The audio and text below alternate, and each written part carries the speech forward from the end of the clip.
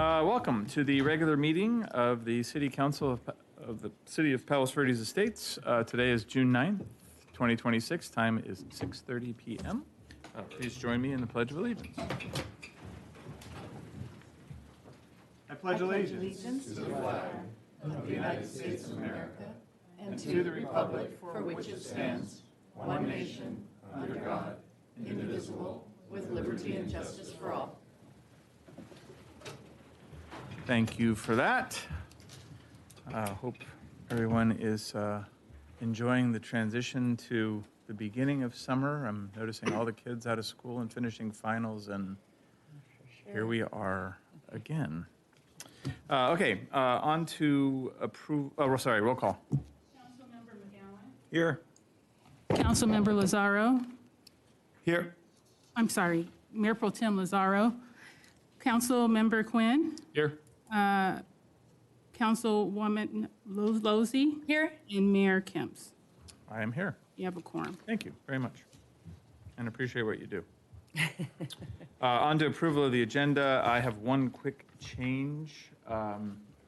Our friends from the Beach Club were not able to be here this evening, so I would like to propose to the council that we move item 11, which is the Beach Club's budget proposal, to the next meeting, which is June 23. Yep, thank you. Sorry, we didn't realize we weren't going to be ready. And that's the only change I have. Anyone else? Okay, move to approve the agenda with the continuance of item number 11 to June 23rd. And a second? Second. Motion, Councilmember Losey, second, Councilmember Quinn. All in favor? Aye. Aye. Aye. There we go. We have the agenda approved. Check that box. Quick comments. I'll be brief.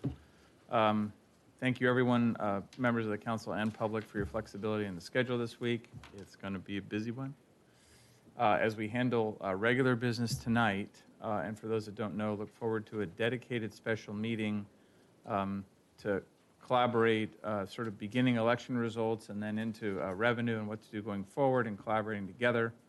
I just want to say I'm grateful to everyone for the opportunity to unify the community around potential solutions going forward that retain and support our police department and solidify the city's overall budget. So thank you for your patience and appreciate your kindness and thoughts all around. I've received something shy of 1 million phone calls, so I can't tell you the actual number. Let's see. City manager report, please. Yes, good evening, members of City Council and residents. Just to follow up on Mayor Kemps's comments about our special meeting tomorrow night, just so the community is aware, there will be an item later on tonight's agenda about new rules centered around the Brown Act that have been handed down by the state of California that we need to comply with on July 1st. The biggest impact is what I will call return to how we did it during COVID, where virtual, not only a virtual viewing option, which we've kind of always continued through Granicus, but a virtual participation option is now mandatory effective July 1. That is on tonight's agenda. We thought tomorrow night would be a great opportunity to test that. We worked on it a little bit today. So the point is, for tomorrow's special meeting, we encourage residents to come in person, but they may also participate virtually. The Zoom link is on our website, and I just ask everyone to bear with us as we all remember what it was like 4 or 5 years ago. So can I ask one or the two of you a silly question? And the silly question is, typically when residents go to the website, they can see the agenda and they can view live. Yes. Will Granicus be alive still if they just want to view Yes. it? Or will it be Zoom only? And if it is Zoom, where is that link? Granicus will still be live, and the Zoom link is on the agenda. In fact, we'll make a note to put that right on the homepage, so it's a clickable link. Thank you very much. Okay, the other item I wanted to share is this summer we will be participating in not one, but 2 internship programs here at City Hall and at the Police Department. The Palos Verdes Peninsula School District does an intern program where they send over, we interviewed students that are interested in learning more about local government. That is an unpaid internship. We will have 2 of those students, one from Peninsula and one from PV High in City Hall, and then same thing representing both schools, we'll be working with our police department. In addition, El Camino College has a paid internship program, and they will be, we're able to sort of direct them toward an interest level. So we'll be having 3 interns from the El Camino College, one working with Tamika, city clerk intern, a streets and park maintenance intern, and an engineering intern. They'll be working directly with Oscar. So the high school students start this week, I think tomorrow morning, and the what's that? Thursday, and the El Camino College students start at the end of this month. So really excited about that, and looking forward to introducing. We had a orientation with some of the students earlier this week. Already had a lot of good questions. I think some of the staff walked away saying, "Wow, these are very impressive people." So we're very excited about that. Yeah. With that, I will, unless you have any questions for me, I will turn it over to Chief. Thank you, Carrie, and good evening, council members and members of the public. We were excited last week to have 2 new police recruits start with us. A police recruit is somebody who still needs to go to a police academy. So they started with us last week, and on their very first day, they got to participate in the Special Olympics Law Enforcement Torch Run.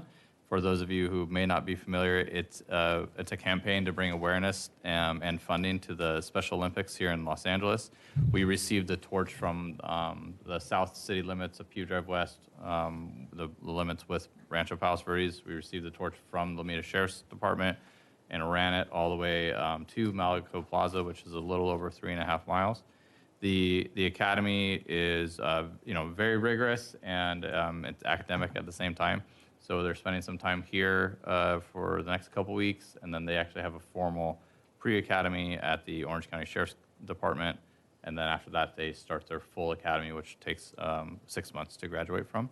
So we're training them here. They're getting their feet wet, and I think one of our officers is having fun teaching them how to perform in an academy environment. So we're hopeful that they graduate in January. And then my second thing I'd like to discuss is fireworks. So, as I heard Councilmember Lozzi talking about, it's getting summer, and we're kind of, some of us, I didn't get to wear a summer outfit, but I can see some of us are in summer outfits. But sometimes that also brings fireworks.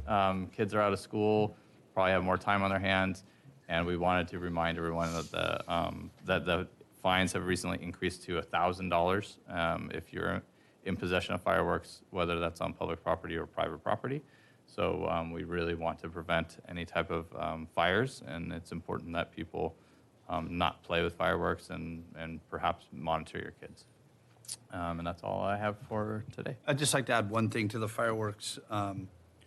We received an email from our neighboring cities, and we're looking we are going to do some coordinated messaging around the 4th of July, about 2 weeks out. I know we typically put out our electronic message board, but the other cities will be putting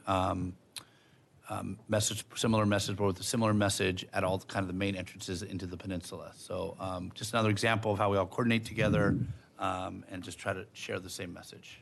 Awesome.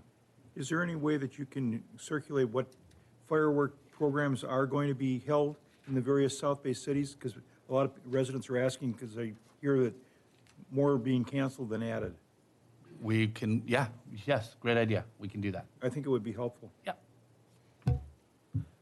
Under the guise of don't do it here, go there. Yeah. I didn't say it that way. No, I just said it. P.S. We love you. Yeah. Okay. Anybody else? Good. All right. Let's see. Communications from the public, followed by consent agenda. So I have 4 cards. One of them is for an item under the consent agenda, so I'll hit that one last, not out of preference.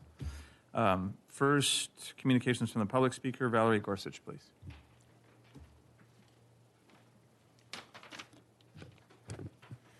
Honorable Mayor, City Council, City staff, residents, I'm Valerie Gorsuch. I am the Palos Verdes Estates Neighborhood Watch President and the Area Coordinator for Malaga Cove.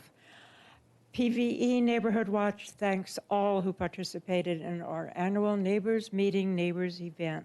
The caravan was a great representation of our city with our city manager, Carrie Coleman, Mayor Michael Kemps, and council members Dave McGowan, Craig Quinn, and Derek Lazaro. Our police was there as well with our Chief Halinga, and a lot of showing of police persons. And the fire department participated as well. And we do want to thank our community coordinator with the police department, Christian Joe, because she was responsible in gathering all the city support that was provided. And of course, we appreciate the ice cream contributed by your Neighborhood Watch. And we do appreciate that our members have made generous contributions for us, and by giving us contributions, it allows us to be part of our community with the donations that you give us. And it was coordinated by Neighborhood Watch's Vice President, Michael Barrett. He pulled the whole thing together. And I hope that I do see you again next year. Thank you for your time. Thank you. Fun event. Carolyn Bernhardt. Hi. Members of the council and the mayor. Members of the PV Golf Course Neighbors for a Wildfire-Safe Parkland continue to gather signatures in support of our petition. Now our group is asking you to meet with us, please, on our street, Paseo del Campo, so we can show you firsthand that this dry, fuel-packed parkland is now an emergency. There's just no time left for business as usual. Fire weather is around the corner, and we must get ready. All fire chiefs and firefighters know these 5 truths about wildfire. Number 1, dry vegetation is the fuel that makes everything else possible. Dead, dry material burns fast and hot, and more fuel means a hotter, faster fire.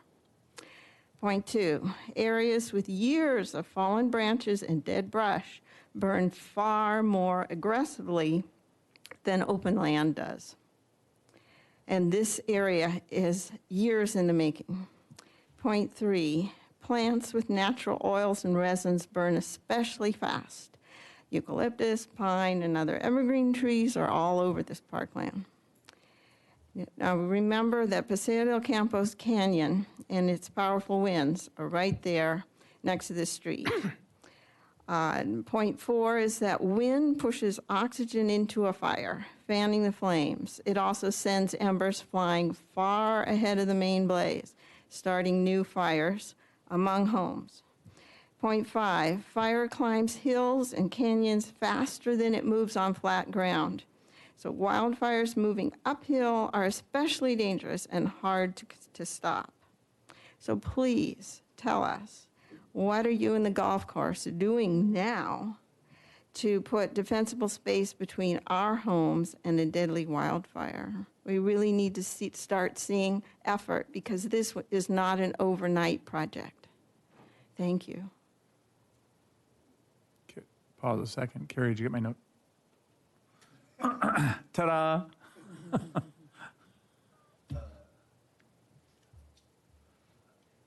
We can coordinate. We can coordinate calendars. I was trying to put them ahead of it. I'm available Monday afternoon. Yeah, I am too. Okay, yeah. we'll be very happy to meet with you. Yeah, I want to make sure that I get your contact information. It's right here. You got it all? Email or phone or something? Phone. Okay, perfect. All right, I'll follow up with you, confirm. I'm very happy. Okay, and accept my apologies. The mayor did ask me to reach out to you after our last meeting, and it just slipped my mind. So, Well, but we got a date. We're halfway there. yes, we Okay. are. Thank you. All right. Let's see. Joan Davidson, please.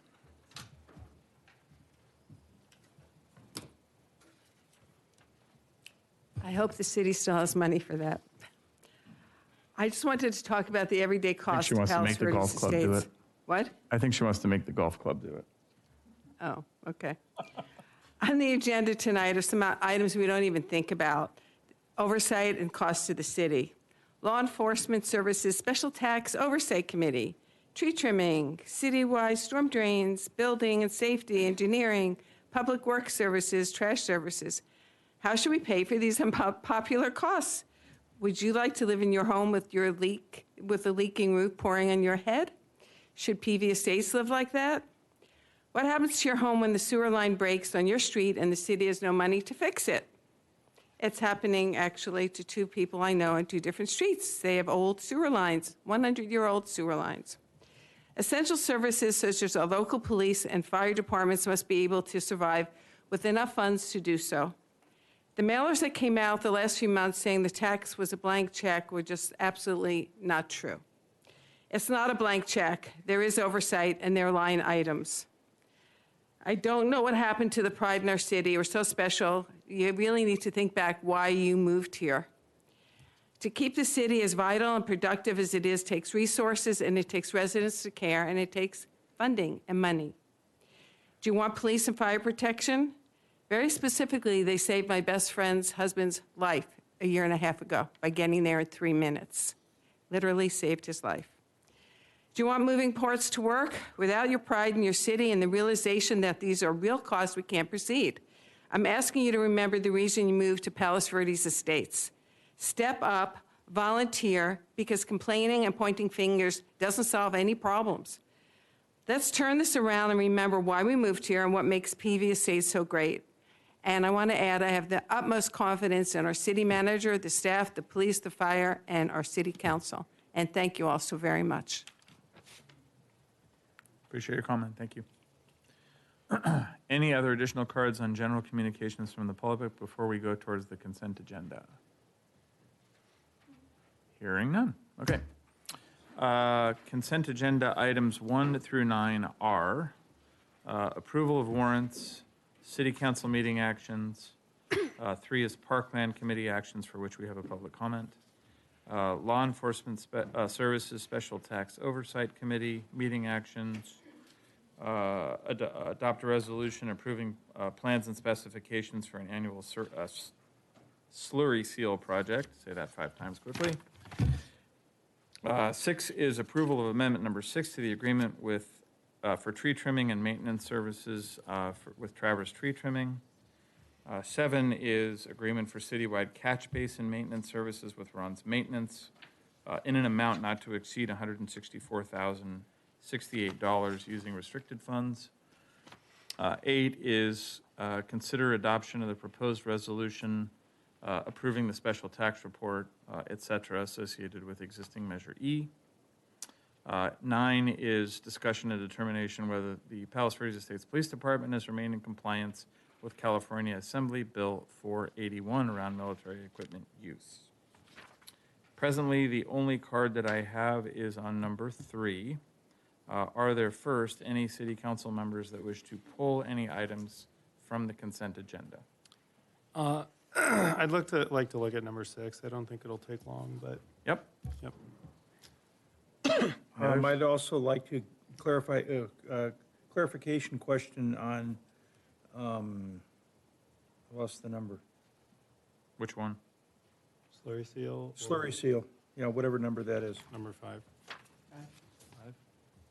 You want So you're pulling to it? hold that one, or? I at least I want a clarifying question answered. Whichever that means pull it, right? Yes. Okay. All right, let's go first to the public comment item on number 3. Priscilla Adler, please.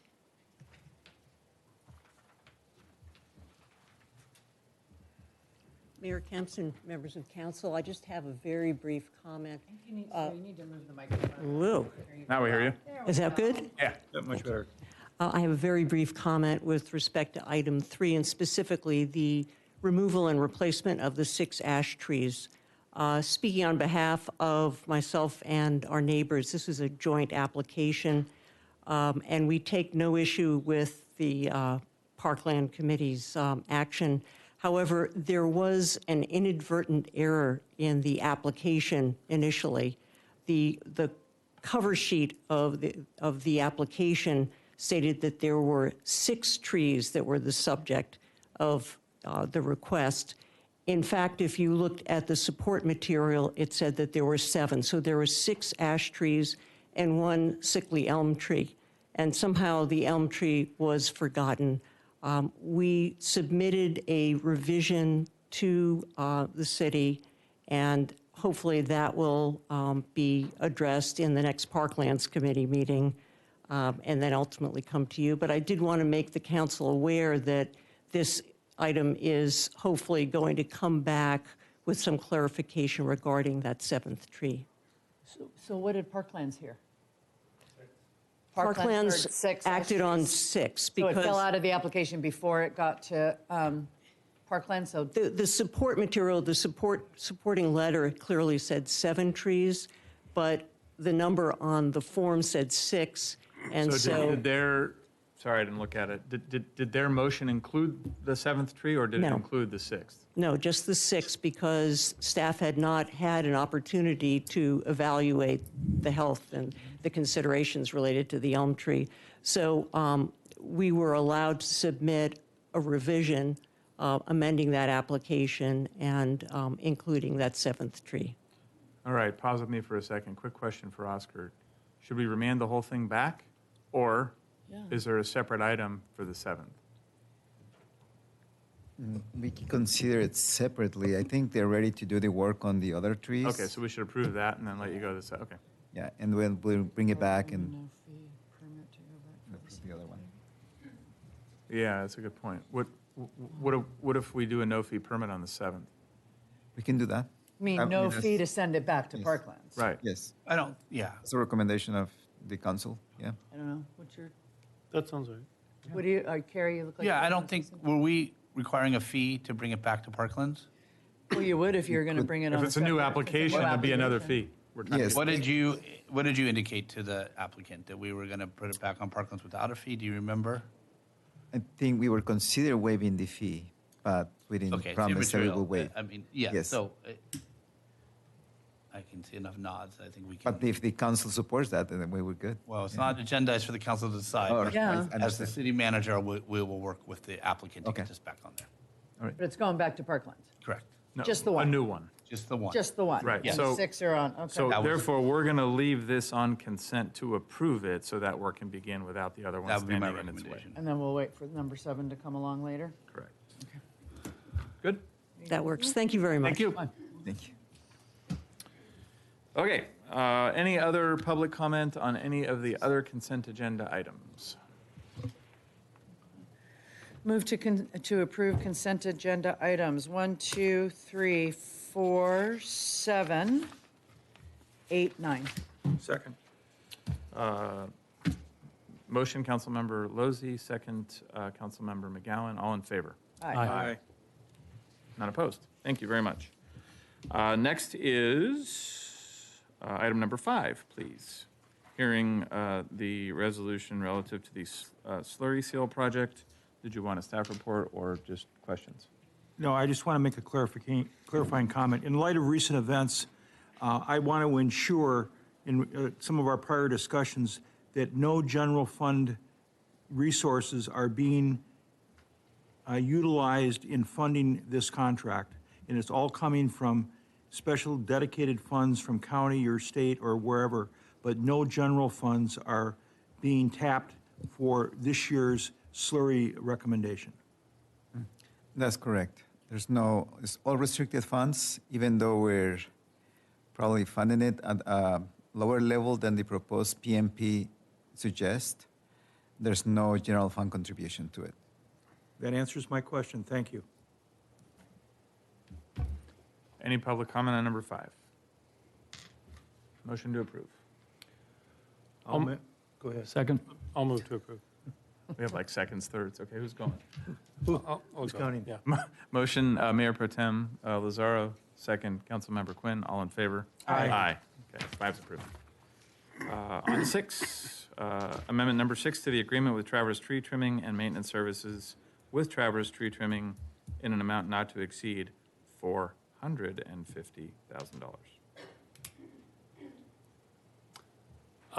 Well, I wanted to just briefly discuss this in light of our overall budget situation. Good idea. Yeah. I don't really need a staff report. I mean, we've discussed this item several times in the past. I think that we've recognized as a council collectively that, even 450 is probably too low of a number to adequately meet our tree trimming needs. I think we also had a staff report recently from the city forester indicating that there are trees in the vicinity of various schools that are potentially at, I think he classified it as sort of low to moderate risk of falling and possibly hitting people. And I think we're generally aware of other incidents in the city that have caused damage, which is why, despite a tight budget, we increased it from 350 to 450 in our most recent discussions. But now that we have seen Measure PF fail, now that we have a pretty uncertain budget situation looking forward, I feel like it's worth having a brief discussion about that, right? I have mixed feelings. I mean, I think I was actually the council member that requested that city staff look at the trees around the schools when one fell recently, kind of right smack on top of the main loading and unloading area for one of the elementary schools. So I'm reluctant to reduce this, but I also am cognizant of a very uncertain budget year ahead of us. Or two. So, yeah. Well, I actually feel that our budget year because we approved 450 for fiscal year 26-27. What year is this? Yes, Right. 26-27. Right. So our approved budget doesn't actually change right now It's for our 26-27.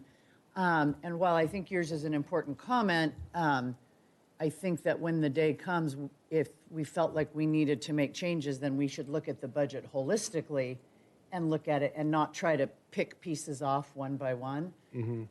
So I appreciate your comment, but I think for now, we can stay pat with the 450 and we can always adjust later, but I think we're okay at the 450 now, is my Yeah, and I think this is a not to exceed number, right? So we could, to your point, we You can could always dial it back. we could come in 6 months and say we're on a bad trajectory. We've lost in November or something like that, Well, and we need to cut back, and maybe there's half of the money still left or something. But yeah,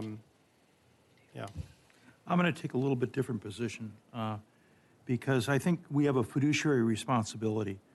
And the fiduciary responsibility I'm referring to is we are spending more than we're bringing in. We can't do that anymore. We've got to stop that. And I am going to be adamant about matching expenses to revenues and not exceeding expenses over revenues. And I don't think we should be sending the message to Travers or to anyone else that we are going to be willing to even accept $350,000, let alone $450,000 as we go forward, because we can't afford it. And I think what we're going to need to do is ratchet this thing back to, I'm going to call it $150,000 for emergency-only properties, because we do not have the funds. We have no guarantee that we're going to have any funds come in any election in November. That's at high risk. And every dollar that we spend from this moment forward is closer to our demise. Well, David actually makes a fair point, and I would actually support a future agenda item that talks about taking the whole $1.7 million budget deficit that we approved a couple weeks ago and taking that back down to a balanced budget. Well, that was you're going gonna do it, then do that. That was going to come later in the meeting tonight when future agenda items, which I wanted to. I think we have to revisit the budget immediately. We can no longer go forward with what we approved at the last meeting. How we get there, I agree with Councilmember Lozey. We need to look at the entire menu, and it's not just tree trimming. It's weed abatement. It's slurring streets. It's you name it. We've got that problem. What was the agenda? You guys just agreed with each other. We are on the right road. There's a new day, Michael. There's a new day. So I would echo a lot of those comments in terms of not having the revenue source that we had hoped that we were going to have, that we were hopeful that we were going to pass. So until that revenue shows up in real dollars, or at least from a pledge from the residents. Like Victoria mentioned and David, getting down to a balanced budget is critical. It's fiduciary responsibility. And we don't have the luxury to spend money we don't have. So we are in a very, very dire situation. So What this is going to, excuse me, but what this is going to mean is a reduction of services between now and whenever we can get a measure passed that will increase our revenue. Because right now, we cannot move forward overspending. So I'm going to jump in and say that I agree with your thoughts in general, but I want to caution one piece here. I agree with looking at the whole thing, and so we have to understand the impact of these multiple agreements and how that affects the budget. Two is, I don't want to give the public the impression that anyone's being penalized because PF wasn't passed. I'm just going to go there, right? The idea is not, well, PF didn't pass, so we're going to go, cut the crap out of the budget. That's not the point. The point is we need to be fiscally conservative and responsible with what's on the table as a result of that decision while we reform going forward and repaint that picture. That's our fiduciary responsibility, and that's the mature thing to do. So I don't want anyone to get the feeling like anyone is attempting to penalize, and that the idea simply is we need to look at the overall budget and figure out how to make that work as best we can as the map changes. I'm not going to disagree with your overall philosophy, but if this were a private industry and we had this situation, our doors would be locked today until we could reassess how we're going to move forward. And right now, we are not going to it's at least 6 months or whatever between now and November, December, before we can find out if there's a chance we can get incremental revenue. And between today and that point, it's not penalizing anyone. It's just being fiscally responsible that we cannot be spending more than we're bringing in. I don't disagree. You just remade the same point. I know I'm the one who pulled this. And you're in trouble now. Well, no. I would have pulled it had he No, not not. at all. I mean, look, I have mixed feelings about it. As I said, I'm the one that was concerned about the schools. I think that the kind of unique thing about this particular item is it does have safety and liability implications for the city. Mm-hmm. And there's possibly other things that we could cut that don't. I also think that the truth is that 100 or even 200,000 cut out of this doesn't fundamentally change the trajectory of the city's reserves, right? Now we could say that 10 times and eventually, Well, 17 times 100,000. eventually it does get, start to make some sort of an impact. But the truth is, if we don't pass something in November, we're bleeding closer to $10 million a year. I think the point is, And a couple hundred K doesn't fundamentally change that. we made the decision to sort of stave that off and wait, right? Now we have, I'll describe tomorrow as a free poll. So we got a free poll back, and we understand what we have to do there and start to pull that together and solve that problem. And as we do, the only fiscal responsible choice, I don't know if it's an absolute carve out of a balanced budget because there are funds there. Yeah, there's also safety trade-offs and other, it's one thing to say we have a fiduciary responsibility to balance the budget. It's another thing to say we're going to cut services that potentially impact people, their safety and or liability that could cost this city more in the long run, right? I mean, that's why we're really in a rock. and a Sorry, hard but that's easy. Yeah. Hey, look, we've determined that X, Y, and Z is over here over your house. The city doesn't have the budget to pay for that. We'd like you to collaborate and do so because we don't have the funds to do so. But that takes time, and in the interim. Of we've course got it does. We cannot be spending the money. I understand. Yeah.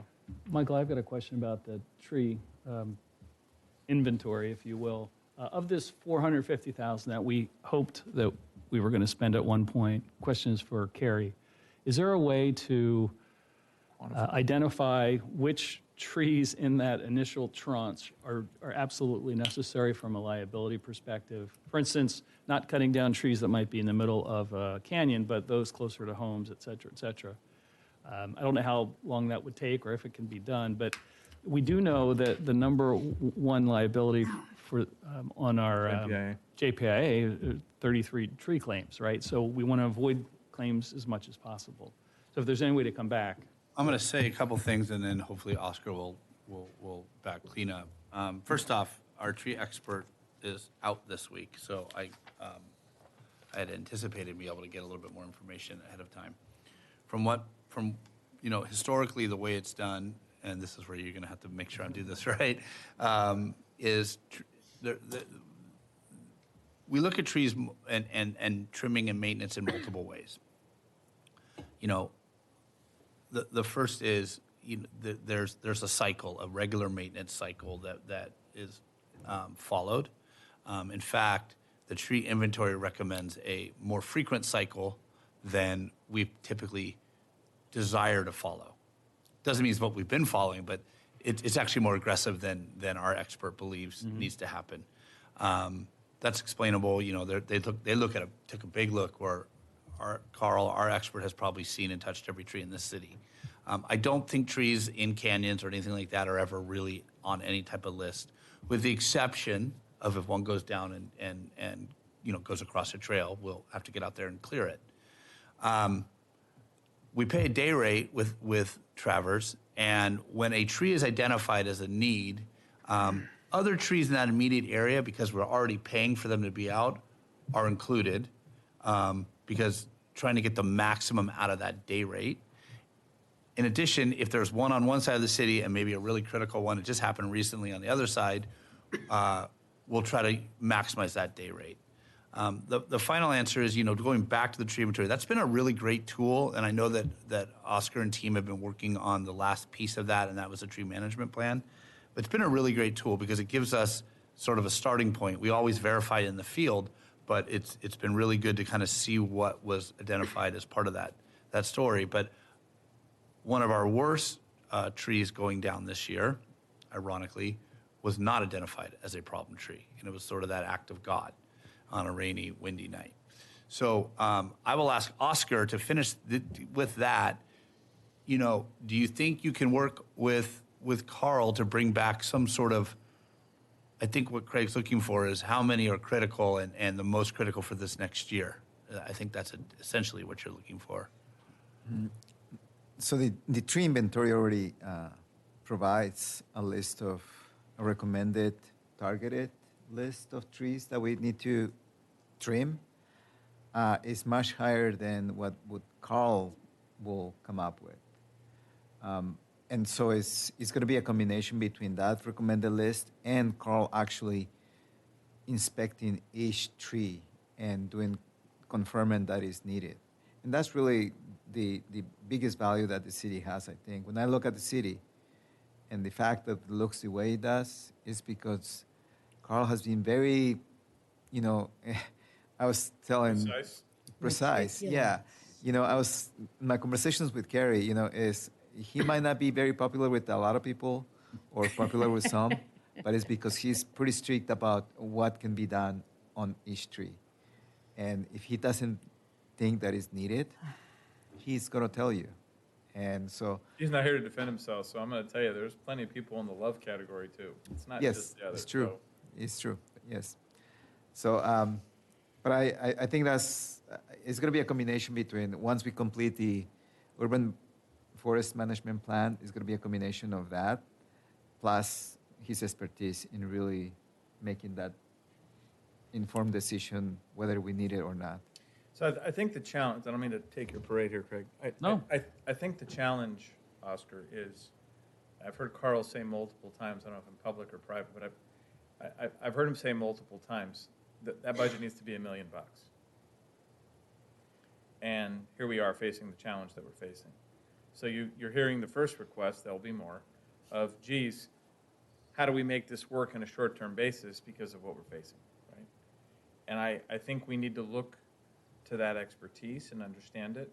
And then to Victoria's point, not just, individually / one of these at a time.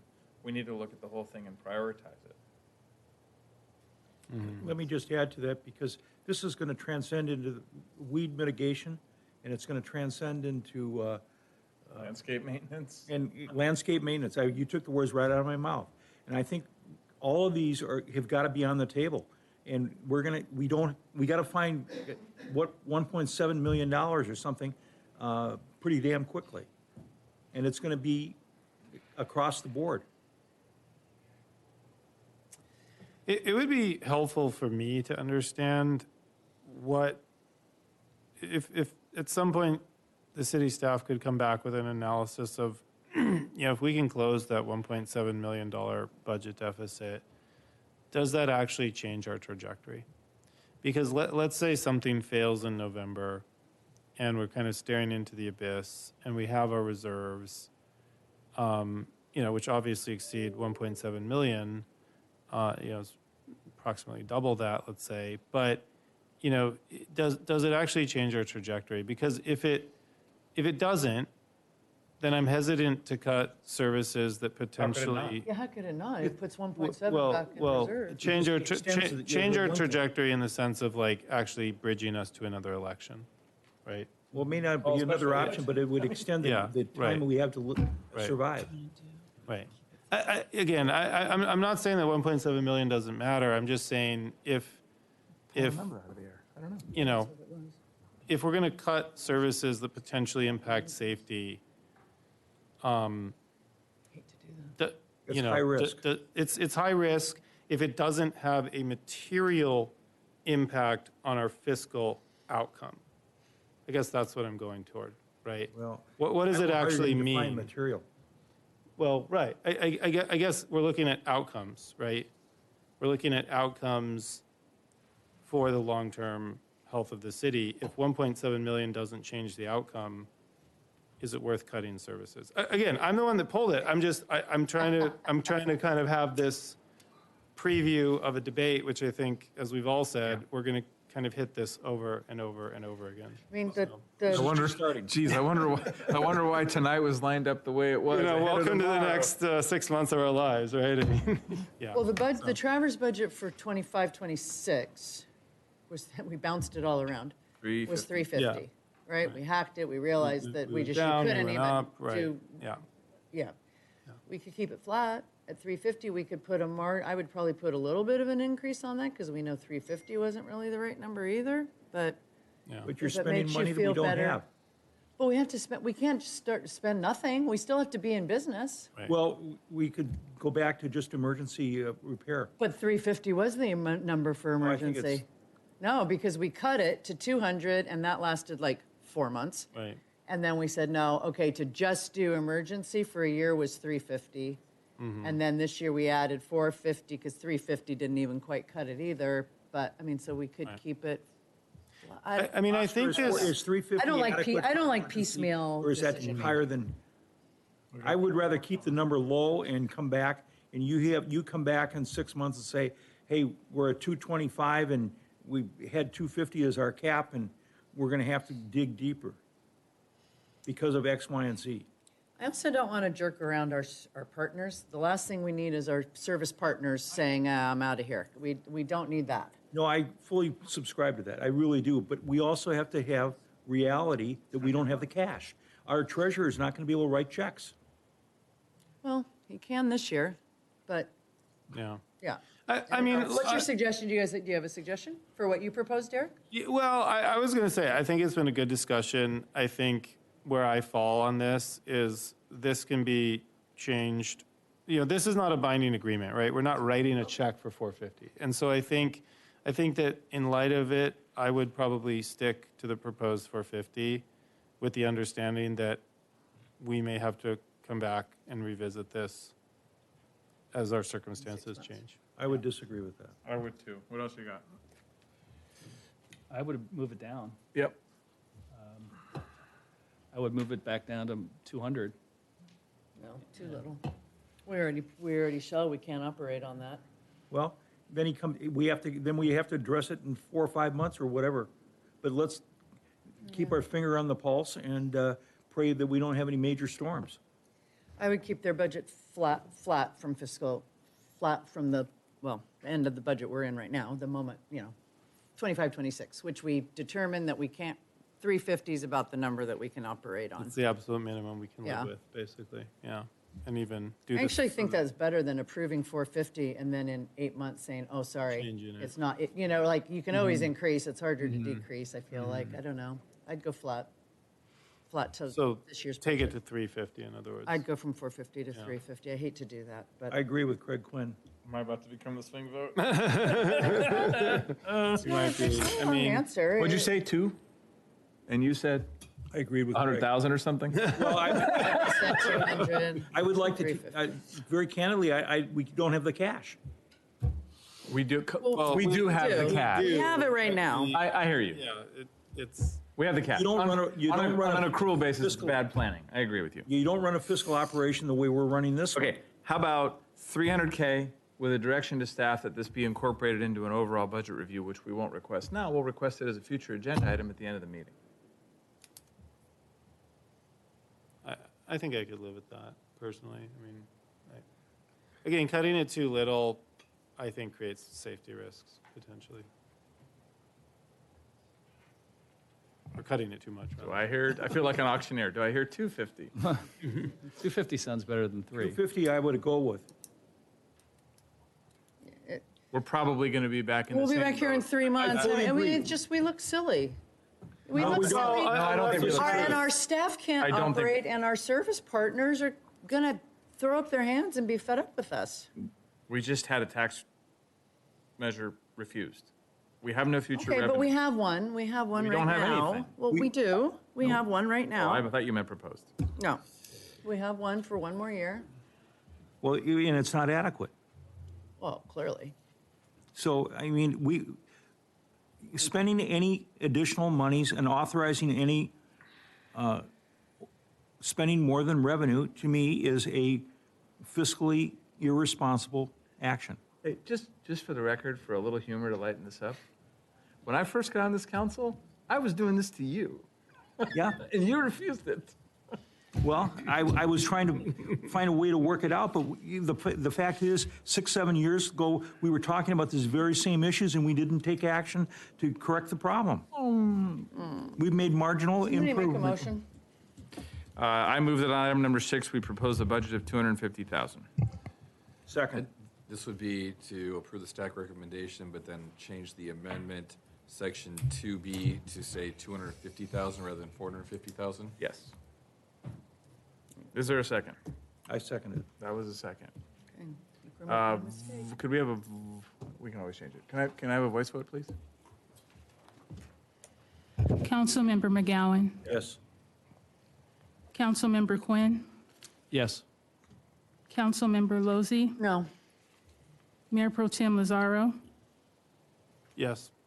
Mayor Kemp's. Yes. Motion passes. 4-1. Okay, thank you for that one. Where are we? 7 was approved under consent, as was 8 and 9. On to new business. Number 10, consideration of an amendment, number 9, to the professional services agreement for building and safety, engineering, and public works services with HR Green Pacific, and extending the term of the agreement to June 30, 2027, and adjusting hourly rates. May we have a staff report, please? Well, it's going to be quickly. I don't have a presentation, but first, Mayor, council members, and members of the public, thank you for this. We do have some of our HR Green team here, so I want to, thanks Eric, and who else do we have? Carolina, Monica, and of course, I'm sorry. He's trying to say Beth J. Beth. There we go. Yes, mean Beth? Beth. Stand up, please. She helps us quite a bit. So again, that's the team that kind of brought me up to speed here in the city. So thank you. So quickly, this basically is an extension on that contract, and the staff report really showcases that. Bottom line is very broad, but it's the majority of the services that we include on this is stuff that we need to do, permit, review processes, and that kind of stuff. It is reimbursable for most of the contract. They do a lot more on the individual projects, but that is accounted on individual projects themselves, on the CIP projects unrestricted funds. So with that, you know, I'm open up for questions if there's any specific questions. Yeah. A couple of items. You know, I know this is a topic that the council has asked for, and, you know, really just a healthy look at this contract. This is a big contract here and services. You know, I've individually said this to all of you, and I'll say it again. You know, this is a very, very competitive market. There's a lot of value in having historical knowledge. You know, at my last city, we were trying to hire into this position through another firm, and it was amazing what the market was paying versus what you got. And there's no other way to say that. It's just, in fact, I told my son, I'm like, you should go get your degree in engineering. It is a very, very competitive market. I will say that kind of given the sort of the recent turnover of staff over the last few years, but more importantly, the stability that we have created, all of us have created over the last 2 years, and the stability and leadership that Oscar's brought to the Public Works Department, you know, a real big concern of mine is to not extend this contract. I think that you know, if anything, the work that was done on the capital improvement program leading up to this is a testament to the work that we can get from this trusted partner, along with the strong leadership of Oscar. Having said that, staff knows that we owe you a deeper analysis, and we owe you a decision-making point on whether or not we do, in fact, go out and test the market. And there are good reasons to test the market. You know, it's to see what else is out there. It's sort of a standard practice. But I just don't feel like, given the momentum we have had and what we have going forward, a decision to do that now is prudent. You know, so as the staff report indicated, staff was requesting a 1-year extension to continue the momentum. Direction from the council on whether or not to come back in a couple of months. We made this commitment last year, and I apologize that we didn't get to it last year. We can bring it back in September, a deeper look at this. And if out of that look, it's to do an RFP to do that, so be it. And that would be a smart decision. Last caution for the council, I have to say, is, you know, we had a very successful RFP this year with our weed abatement, which resulted in an increase in service and a cost reduction. But that took about 7 months to put that document together, and a lion's share of the work on that came from HR Green. So I think it's important that if the decision is to go out and test the market, that decision probably needs to come in September to give us plenty of time to do it, go through the process, and then onboard, either keep or onboard somebody. So I just had to add that in because I know that we are all in such a spot where every dollar counts, and you're right, it does. But I guess I showed up here right the last time HR Green took a little bit of a break, and I know what that did to the city, and I highly caution the council of making that type of decision. So, Just for clarity, we didn't have involvement in that I understand. decision. I understand that. And when Elaine closed the public counter without our approval. Oh. Yeah, I'm not throwing stones, but it took a long time to recover from that. So. I'll hold the stone on that one. Michael? Yep, go ahead.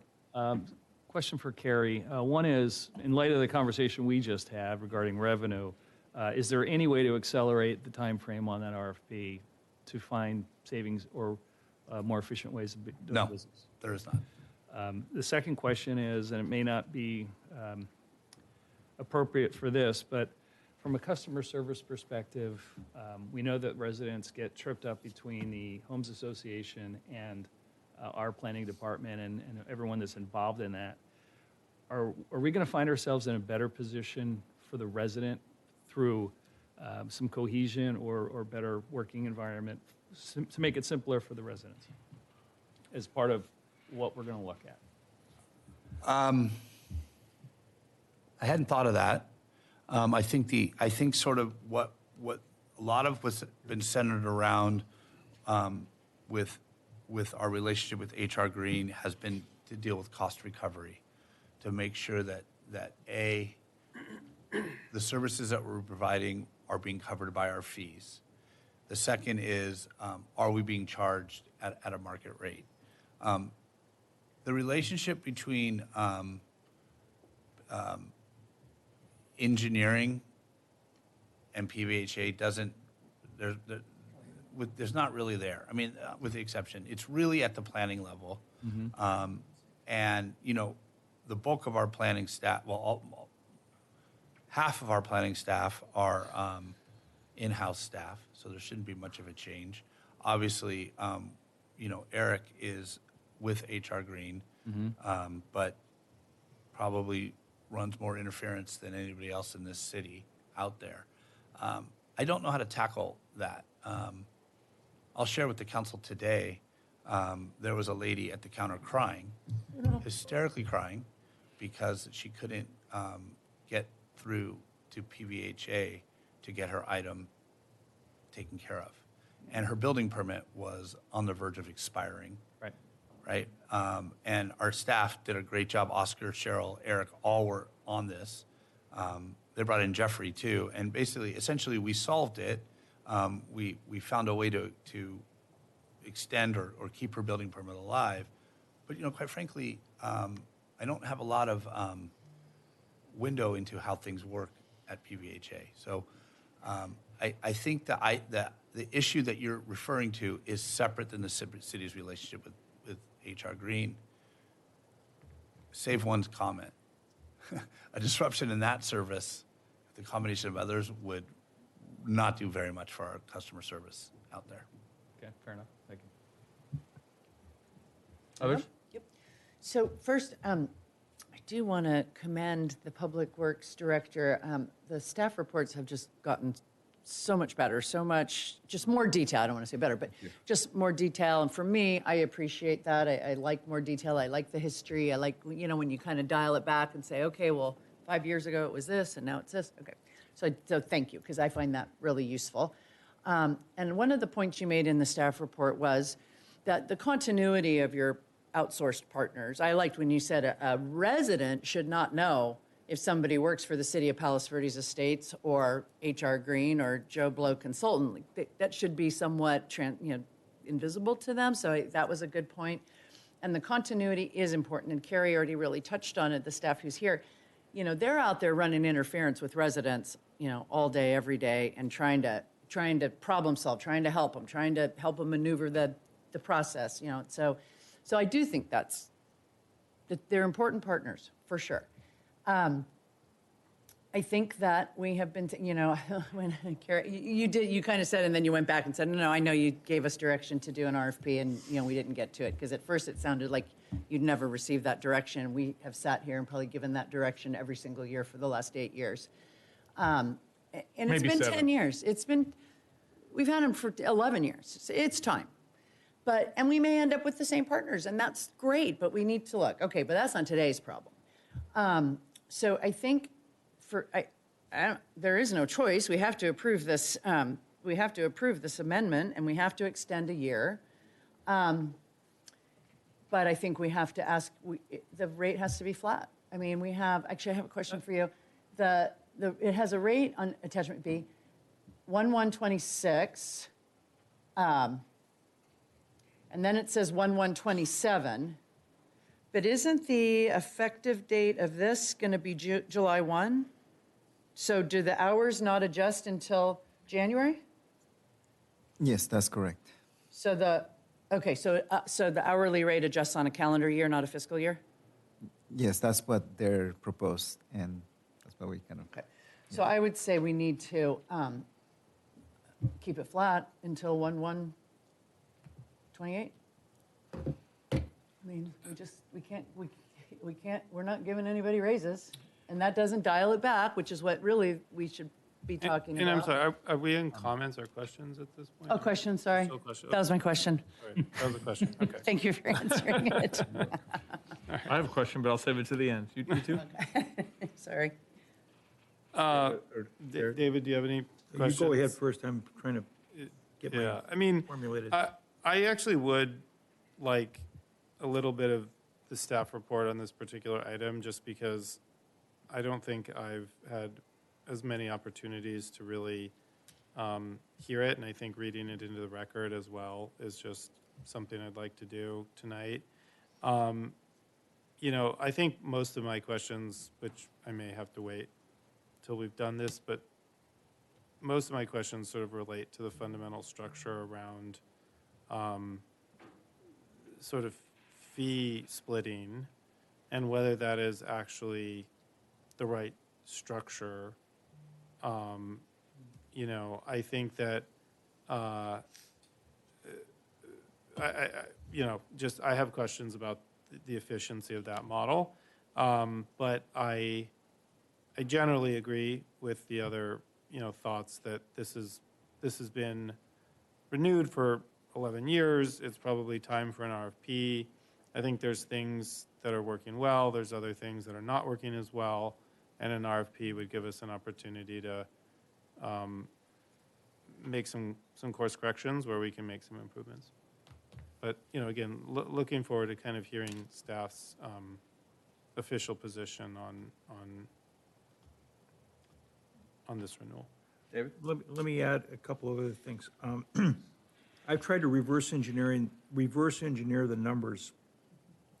And if I look at the staff report, and I would like to, I'd like to see it reformatted a little bit, but there's 11 months of actual of, and if I annualize that number, that 11 months of actual is $1.2 million of revenue coming in from fees. And if I annualize it, that's $1,318,000. So if I applied the percentages to that, I end up with the fee sharing arrangement where it comes out to about a little over $700,000. As I look at, if I'm reading this correctly, the budget year for 27, I thought I remember reading somewhere that it said we were anticipating lower fees in fiscal 27 than in the prior year. Yet we've got an increase in these numbers that it seems to be going in a different direction.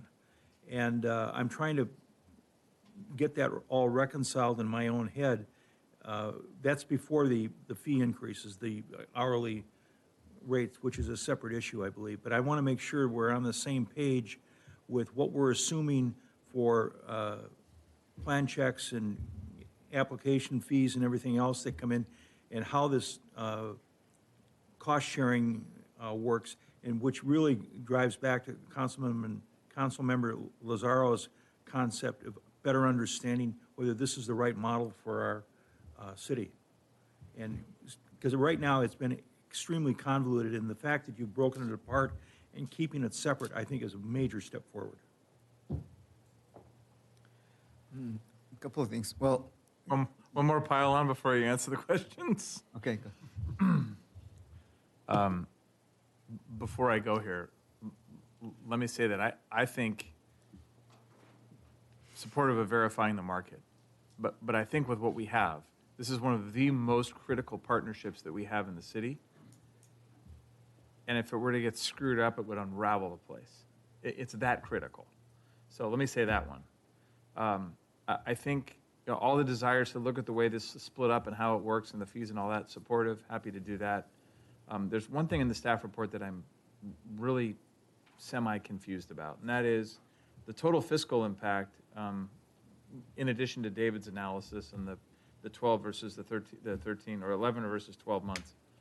We show a total fiscal impact of a $70,000 credit. But I think, in fact, we're dependent on the HR Green fees for community development to cross over, and we're contracting for a planner with part of it. And so I don't know that we have the whole story. I think what the community would like, and to be direct and bluntly honest, I heard this throughout the PF campaign, again, from some of the no side that was frustrated. I heard, we really want to do the best we can to make sure that our fees match our expenses and that we're not, I'm going to use the exact quote, this is not necessarily my opinion, subsidizing development. Well, it's not funny. It's not funny, but it's not funny. It's not funny. Leave it there. It's not funny. I've talked about this over the years, and I think that the best that we can do to lay this out and analyze it in the way that you've done, but to add in the other piece, will help show and justify to the public what the best practice is, how we match up to that, how we're making this work on both sides, and that we're not leaving anything out. So my So an question, updated fee study? well, I'm getting there. Oh, sorry. No, I think the math needs to show that we're taking part of this, what looks like a surplus, and we're turning around and we're funding, and which is fine. We're turning around and funding community development with it. But let's see the whole picture and understand how it works, so that, and then to your point, a fee study analysis, not saying that we're necessarily changing it, but we need to look at it. Are we recapturing what those costs are truly, or are we, what were the words? Subsidizing development? Was that a question, or? It's my question. Look, this was an interesting topic that came up during my last election cycle.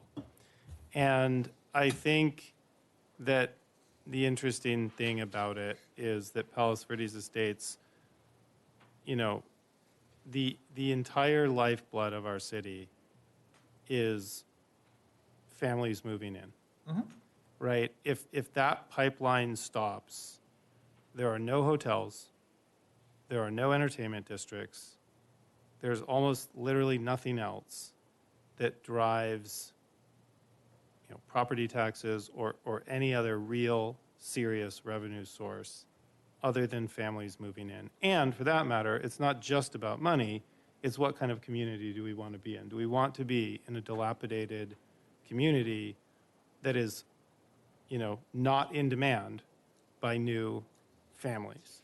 So just to be clear, I'm not No, but let me just finish the thought. It. No, I get it. And so I think the risk, though, is that PV Estates already has a reputation as the most expensive, most difficult town, at least in the South Bay, to do anything.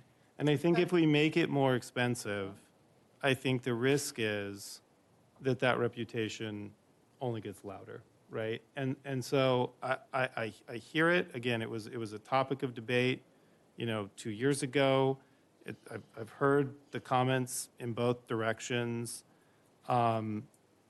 It's been put out on the internet to sound like we're subsidizing development, which sounds like That's not where I'm going. Time out, right. please. Allow me to interrupt you. I'm sorry, please. I just want to be careful that we don't go down a path where this city's reputation is that it's even harder and more expensive to remodel a house. I hear you. It's very simple for us to make an informed decision if we have all the information and we are, say, subsidizing that to the benefit that you're arguing for some dollar amount, and we all say, we want to do that. We think that's in the best interest of the residents, right?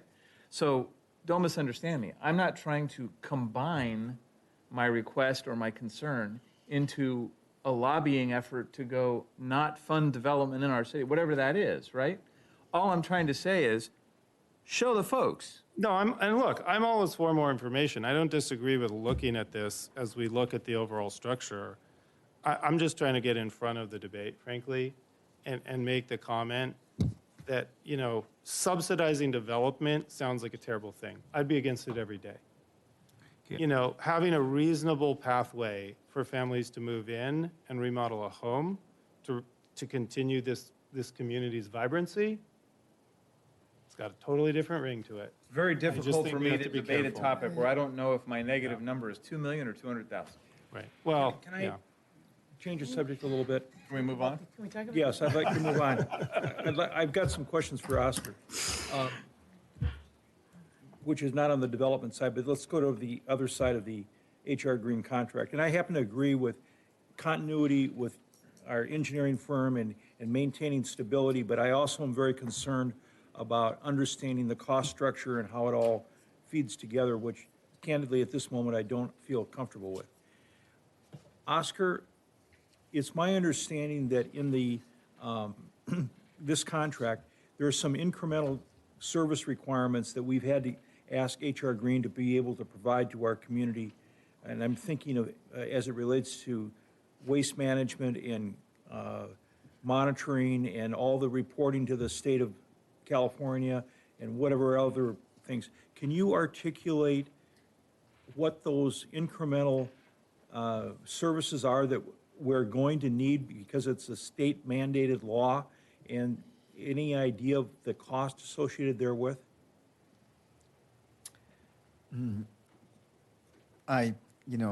We've done some already, but I don't know what, as 27 hits, I don't know what the exact requirement or load is going to be for this group, because we are going to be required to provide more detailed information on compliance with 1383 and other issues that are not covered with general fund, money. So I couldn't tell you right now. Is that something that we can research? Because I think that's an important piece of information that our residents need to understand. It's not, we're going to be talking about an Athens contract increase cost here momentarily, but there's other costs that I believe are hitting our general fund that we have to comply with under state law.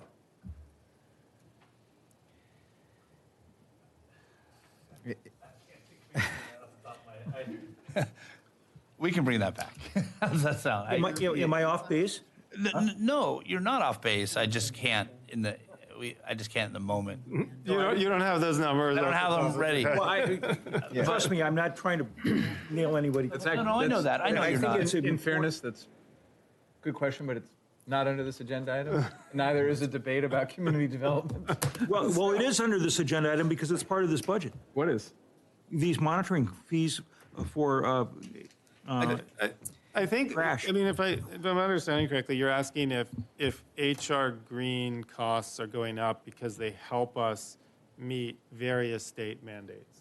Yes. what he's Yeah, asking I just don't know the. Yeah. But I know where you're going with it. I just don't have an answer. If you look on the staff report under General Administrative Engineering Operations, Permit and Plan Check, GIS, Solid Waste and Recycling Operations, and Monitoring and Compliance. So you're asking if 944 is going up or down? Is Yep. 944 going up or down? Well, I need to, Depends on the revenue Well, share. I think the staff report said down because that was on the engine, it was on the, no, because we weren't doing. we need to better understand this, Well, the because we numbers. don't have the master plan studies anymore, like a lot of those have cycled Yeah, through. I think one of the really important points is that the projects for this year are pretty slim, right? And they provide a ton of support on all of those projects, no matter what. And it's not something that Oscar can do by himself. I think we have 2 general fund funded projects going, or maybe even one. I don't remember. We shouldn't have any. The one fire safety with abatement and landscaping. Well, those are ones that they provide a lot of support on, but I'm thinking about capital improvement projects. The Lunada Bay one, that's going to get reimbursed. The Lunada Bay is reimbursed. Yeah. It's restricted The funds. other thing that I want to remind the council, and I know, and maybe Derek and Craig don't know this, but I know the 3 of you will remember this, is right around this time last year, we started having a conversation with the then Public Works Director on this exact same topic. We began exploring sort of how she would rebuild the Public Works Department, where HR Green would fit in, staffing, all of those things. And, again, it's embarrassing for all of us to be back in the same position, but the truth is, within days of the last lunch that we had with council to go over this, she gave notice. It took a while to recruit. Apparently, she didn't have a very good plan. In fact, Oscar just celebrated a few days ago was his 1-year anniversary. So this was actually 2 years ago. Oh, I know. time flies. Yeah. So I think if there's anything that you've seen is that we've been able to bring better. Thank you, Councilmember Lozzi. Better information, better data. I wholeheartely support a fee study. Ironically, I was looking. Rolling Hills Estates did one a couple years ago. I spent my day researching it, and I just went back and looked. First off, it cost $19,000. So whatever budget cuts we make, can we free up around $20,000 for a fee study? But, their planning department at that time was only capturing 47% of the costs. And I'm going to comment on your thing in a minute, Mayor Pro Tem. Building and safety was over compensating or over recovering at 146%. Oh, You can't do that. Yeah. Well, I'm sure they fixed it. if you find that out here, don't tell. Don't say it out loud. Well, that might happen, and Public Works was right at 85. I whispered into Trevor's ear just to make sure I remembered it correctly. You can over-subsidize, but you can't under-subsidize. You have to. 100%. I said it the wrong way. I said it the wrong way, but you take my It meaning. has to You be can under, but not over. Right, that's right. So, I do recommend we do that. I think that's a piece of the puzzle. It's something that I think we have the team in now to be able to manage that project. I don't think hopefully it won't be much more. Ironically, Manhattan Beach, I looked at what they did last year. They have a $100 million plus budget, but their fee study, they thought they were going to bring back about 1.2 million in offset revenue, whatever. So, Sorry to interrupt you. Before we go on any more circles, do we have any public comment on this item? So here's what I would suggest to council. 1 sec, we have. Oh, you do? come up. Okay. Sure. was going to say, Carolina with I H didn't see Green. you, Carolina. Sorry, Carrie. Just to say that I'm here if I can be of any benefit to answer any of the questions or support staff with any questions about our services and such. Thank you. Thanks. I wanted to go back to the mayor's question, or a couple of comments about the fee increase. So if I understand correctly, the fee increase would not go into place until January 1. And I think I've heard the council say that they're not comfortable with a fee increase. So one option to consider, because I don't think they can make a decision, unless Carolina can make a decision on the fly to freeze it for a year. Okay. I gave you a pregnant pause, though. We've actually spoken about perhaps coming with creative solutions. Yeah. Basically, I'm open to have the conversations with the city, about what we can do. We understand the city situation at this time, so. So, the council can, we can go back to HR Green and ask them to freeze the rates for a year and extend this for a year and bring it back to you in 2 weeks. All of these other ideas are going to take some time, and I think they're important. The other alternative I somewhat like and I somewhat don't like is extend this for 6 months, but probably the best recommendation is direct us to go back to HR Green. Oscar, jump in front of the train if you don't like where I'm taking this. That's fine. Go back to HR Green, ask them to freeze the rates for an additional 6 months, and we'll extend it for a year. And staff will commit to come back to you, by September with a deeper analysis. I'd like to have an opportunity for all of you to meet with me and Oscar, and possibly even HR Green leadership, to kind of talk about all of the ins and outs that you're asking about. I think it'd be an important thing, and come up with a plan so that if we choose to move forward with an RFP, we're ready to go and we have plenty of time. That would be my recommendation. Doing any kind of a extension that expires short of the calendar year end is for naught, because we won't know where we are revenue-wise. And we shouldn't even put that artificial date out there. What do you mean, Mike? Well, yeah, we're requesting a year. Yeah, okay. He means the Like 6 you- months won't get us past it. Because the other You thing. said come back in 6 months. Well, I said I didn't love the idea. The only reason for the 6-month discussion is the rate, because the rate's currently held. Yeah. So Right, it's, if we can extend into 6 months. The other option we could look into, Oscar, is, and I think this is what Carolina was referencing, is if the rate increase has to happen, then find ways of service reductions, we can probably get that back. In other words, just bring it in. Or at not the to set- exceed. Or a not to exceed, or something of that nature. I Some think. way to dial back, how many I think if we hours don't per lock day? up this contract for a year, we're going to be spending all of our time trying to figure out how to replicate the services and none of our time trying to make it more efficient. Right. No, that's, I agree with. And I think a lot of, so I think, I agree with well, I would say, just because maybe we went around a little bit here, so just make sure I'm understanding what you guys are saying, but that the fee stays the same until January of '28. right? Because right now, We will only be, well, January or June? because we will only be in contract. oh, you're only June gonna, 27. okay, so freeze it until June of 27. Seven. Freeze it until June, 12 so months. extend for a year at the same rate until June of 27, okay? Well, that seems reasonable. I mean, it really does.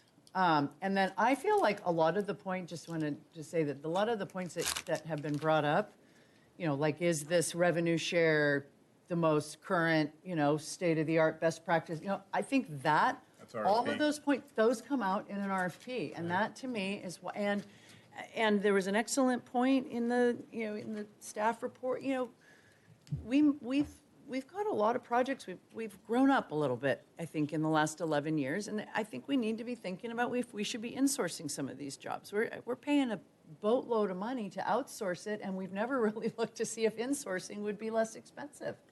So and that maybe comes out in an RFP, but that certainly comes out in the study that staff does before going to an RFP. But a lot of this, I think, anyway, comes out in an RFP. I think, Structure, stuff like yeah, that. I agree with that. And, you know, I agree that less than a year creates uncertainty that Oh, yeah. really doesn't help. And nothing's going to happen in less us. than a year anyway. I actually did have sort of some prepared comments for this item, but I've been confused about whether we're in comments or questions all day now. But I Every time you ask that question, the answers were in comments. yeah, exactly. Get 'em out. I'm learning on the fly here. So the one thing I want to point out for the benefit of the public is that this can be terminated by the city effectively at any time. There's a short, I think it's a 60-day window, but in fact we can terminate this. So, you know, even if we're kind of quote unquote locking it in for 12 months, you know, if there were some, you know, major reason to make a change, we have significant flexibility in that regard. So I just want to sort of put that into the record so that that is clear for folks that say, wow, you know, you're locking this in for 12 months in a really tumultuous moment. The other thing I want to just say is kind of directed more to the HR Green leadership, and that is that you know, a lot of the feedback I've received from residents since even before I was a council member, but certainly since I've been a council member, does relate to customer service, and I think that some of it, to be fair and accurate, is confusion among residents who don't understand the difference between the archery and the city. And if we could solve that someday, somehow, you know, literally all of us will benefit, both, you know, city staff, residents, and certainly I will sleep better. But I do think that, having said that, there is a level of concern within the city that that certain aspects of customer service could improve. And you know, whether that's just simply, you know, returning phone calls, returning emails in a timely way, you know, up to more complicated questions that simply don't necessarily get satisfactory answers, you know, quickly. But I think that thinking about customer service doesn't need to wait for another RFP. And obviously in an environment where we feel like we have less money than we did before, customer service usually suffers. I say that as somebody that runs a large customer service organization for my day job. I've never done a better job with less resources, you know, generally. But I definitely think that needs to be an important topic. I know that, you know, one of the things that we have accomplished over the last 2 or so years with Carrie's leadership and with a new director is we have certainly brought a level of stability that was lacking previously. And I know that they have focused on customer service, and they've also made some specific changes. You know, they brought in a new ticketing software where, you know, members of the public can interact with our website, and that was just launched, but, you know, we're really excited about it. So I think there's certainly stuff that's happened that pushes us in the right direction, but I think that the feedback from the public, you know, continues to be one of a level of concern. So just kind of wanted to read that in to start that conversation. Do you think that concern is fairly placed on this organization, or do you think it's blended because of the archery-city- is it a contractor or an employee?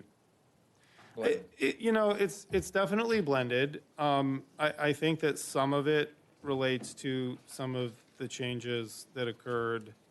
PVHA has made changes, right, over the past several years that have not been well received, I think, by the average resident. I think that some of it, however, it is fair criticism that from time to time, at least, that maybe it's simply specific incidents, but from time to time, the crispness of communication, the likelihood of getting an email back in the first day or 2 or 3 or even 4, simply is not consistently there. It's certainly not strictly HR Green personnel.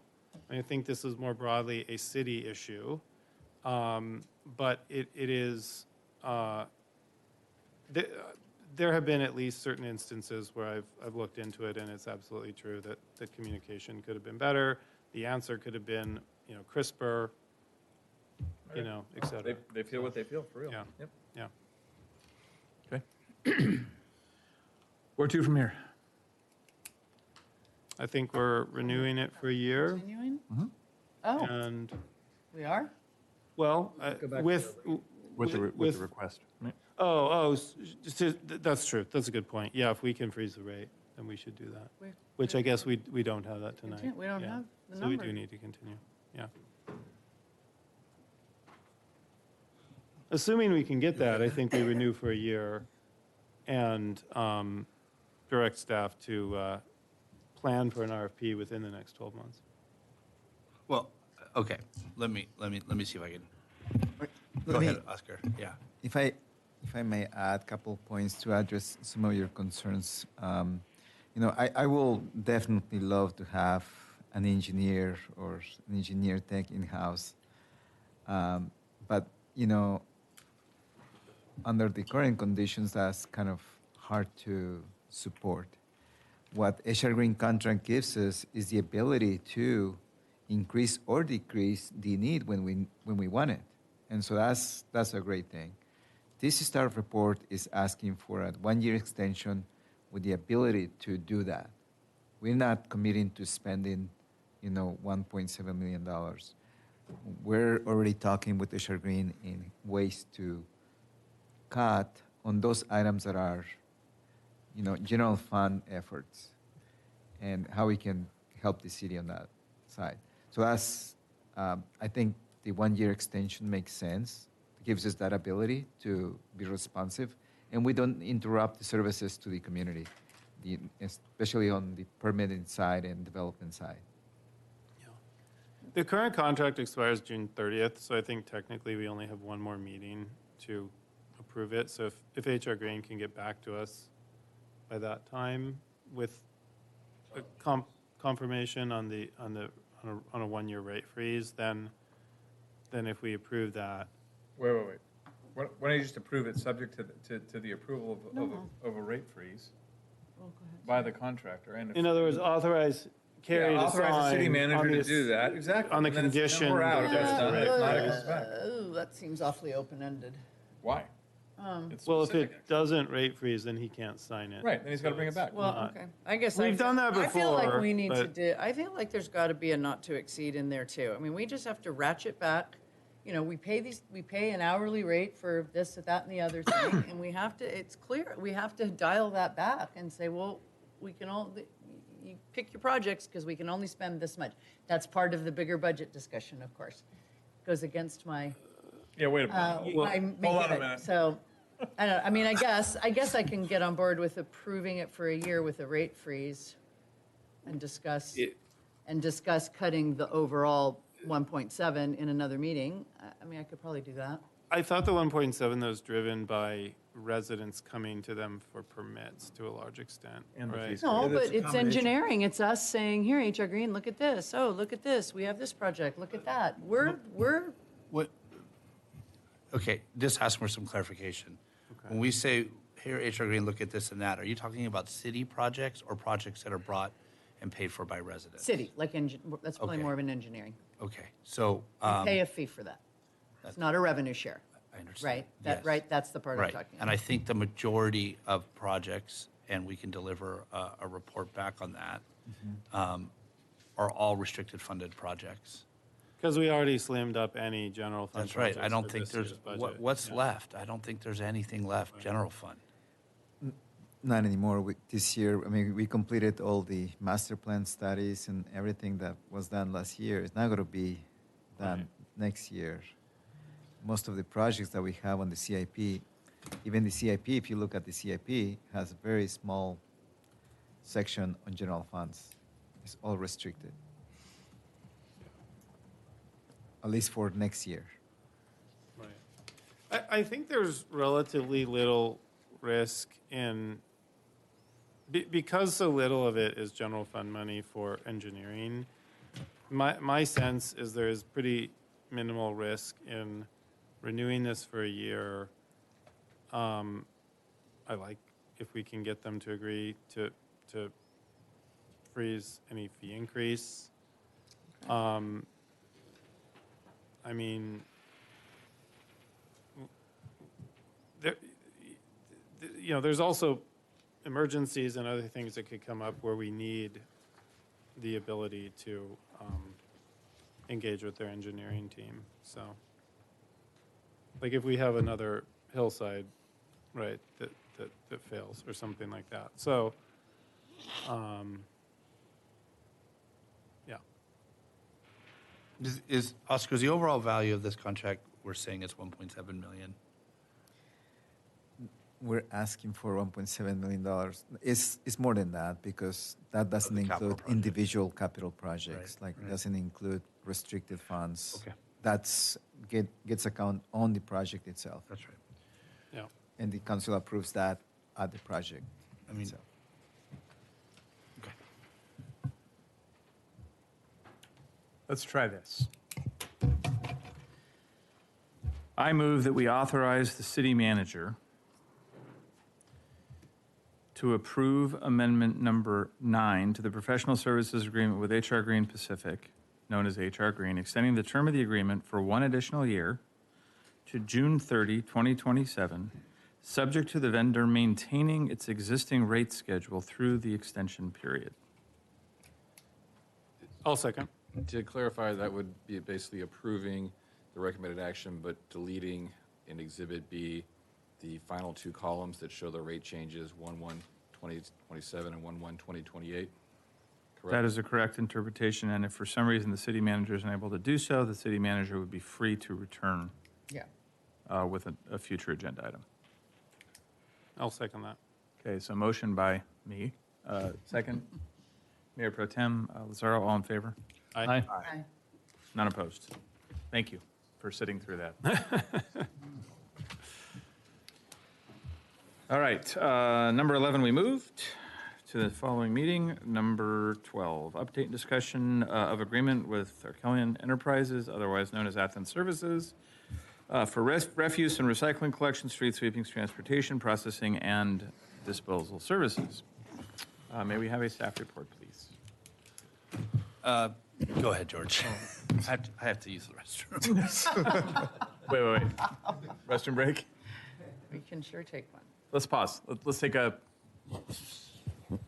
5. 6. break? 10? You want 10?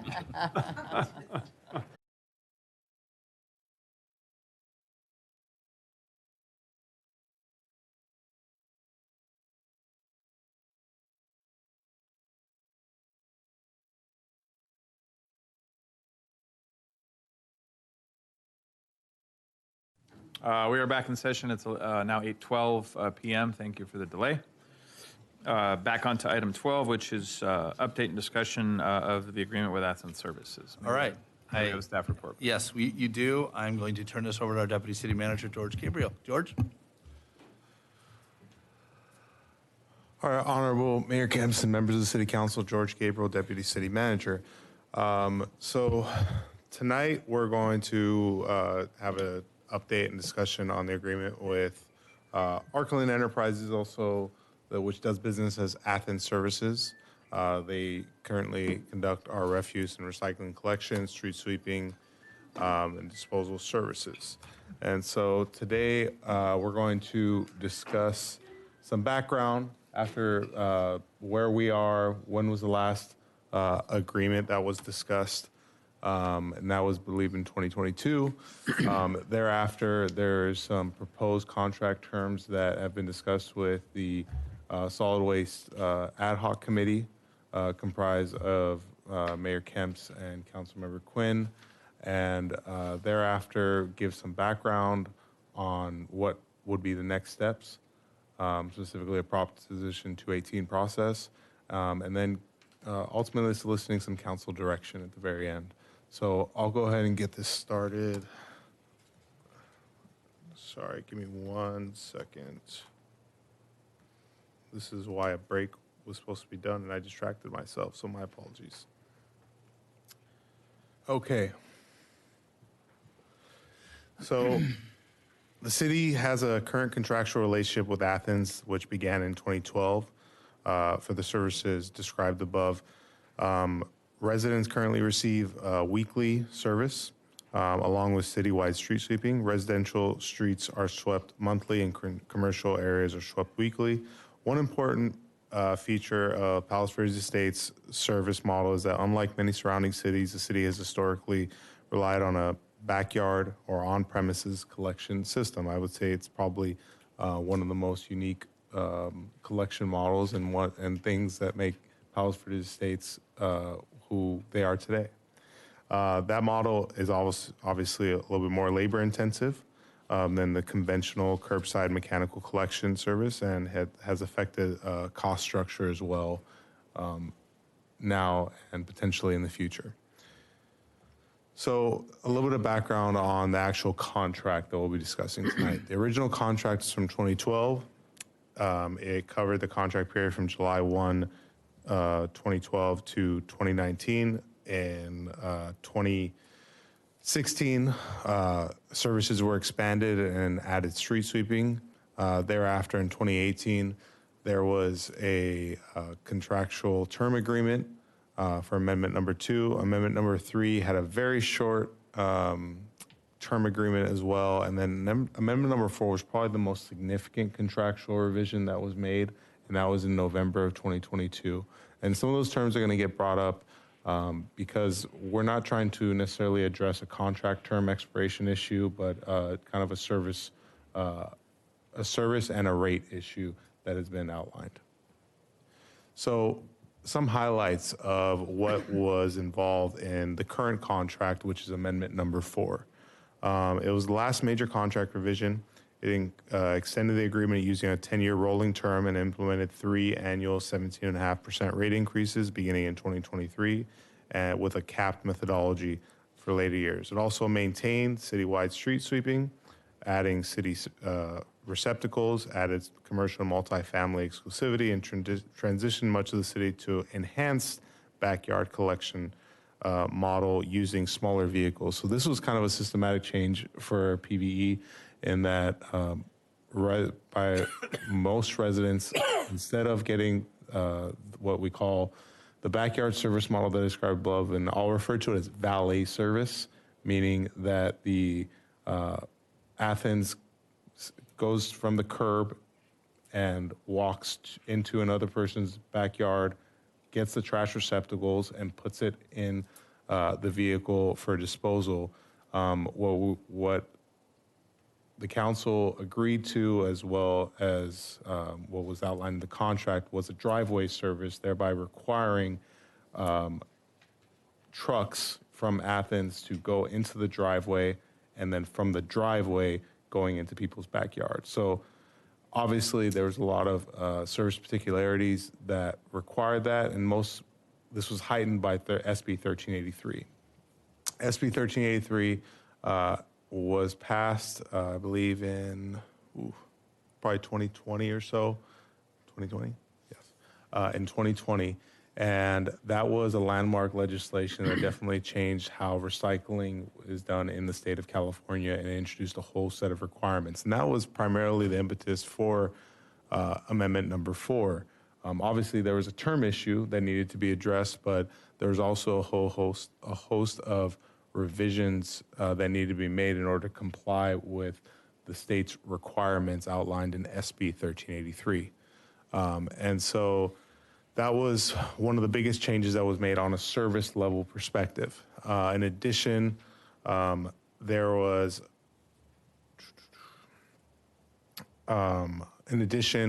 it allowed the city to join a regional hauler after year 7 if desired as well. So this is kind of an opt-out provision that was included in the last contract. And in essence, if a consortium of solid waste providers would be created on the Palos Verdes Peninsula, the city of Palos Verdes Estates would have the ability, as long as it satisfies certain requirements in the language and letter of the contract, to join up with other fellow South Bay cities on the peninsula. It also provided for 34 additional city waste receptacles, maintained the city street sweeping, provided SB 1383 compliance. And I do want to specify it was under regulations at that time.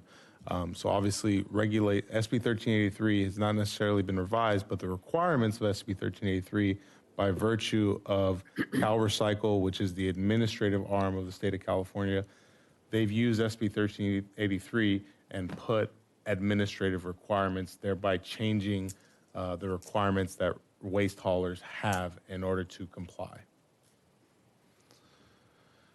And then added commercial and multifamily exclusivity for Athens also. And then one of the main things that was done for commercial was that SB 1383 and the diversion requirements were done at that time so that there were separated, diverted collection cans for commercial specifically.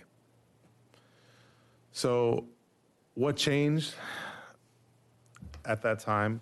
The compliance model assumed at that time was based in part that mixed waste processing remained a viable pathway.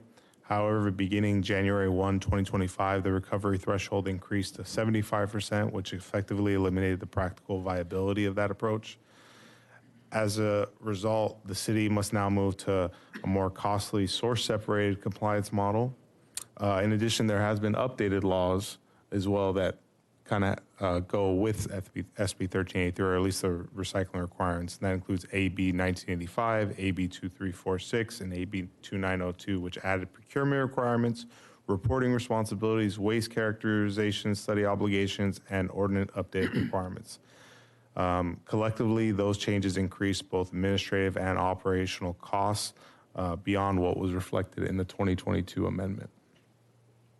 So what is at risk if the city would not come into compliance? And I do want to specify this is an unfunded state mandate. It's imposed by the state of California at the local jurisdictional level.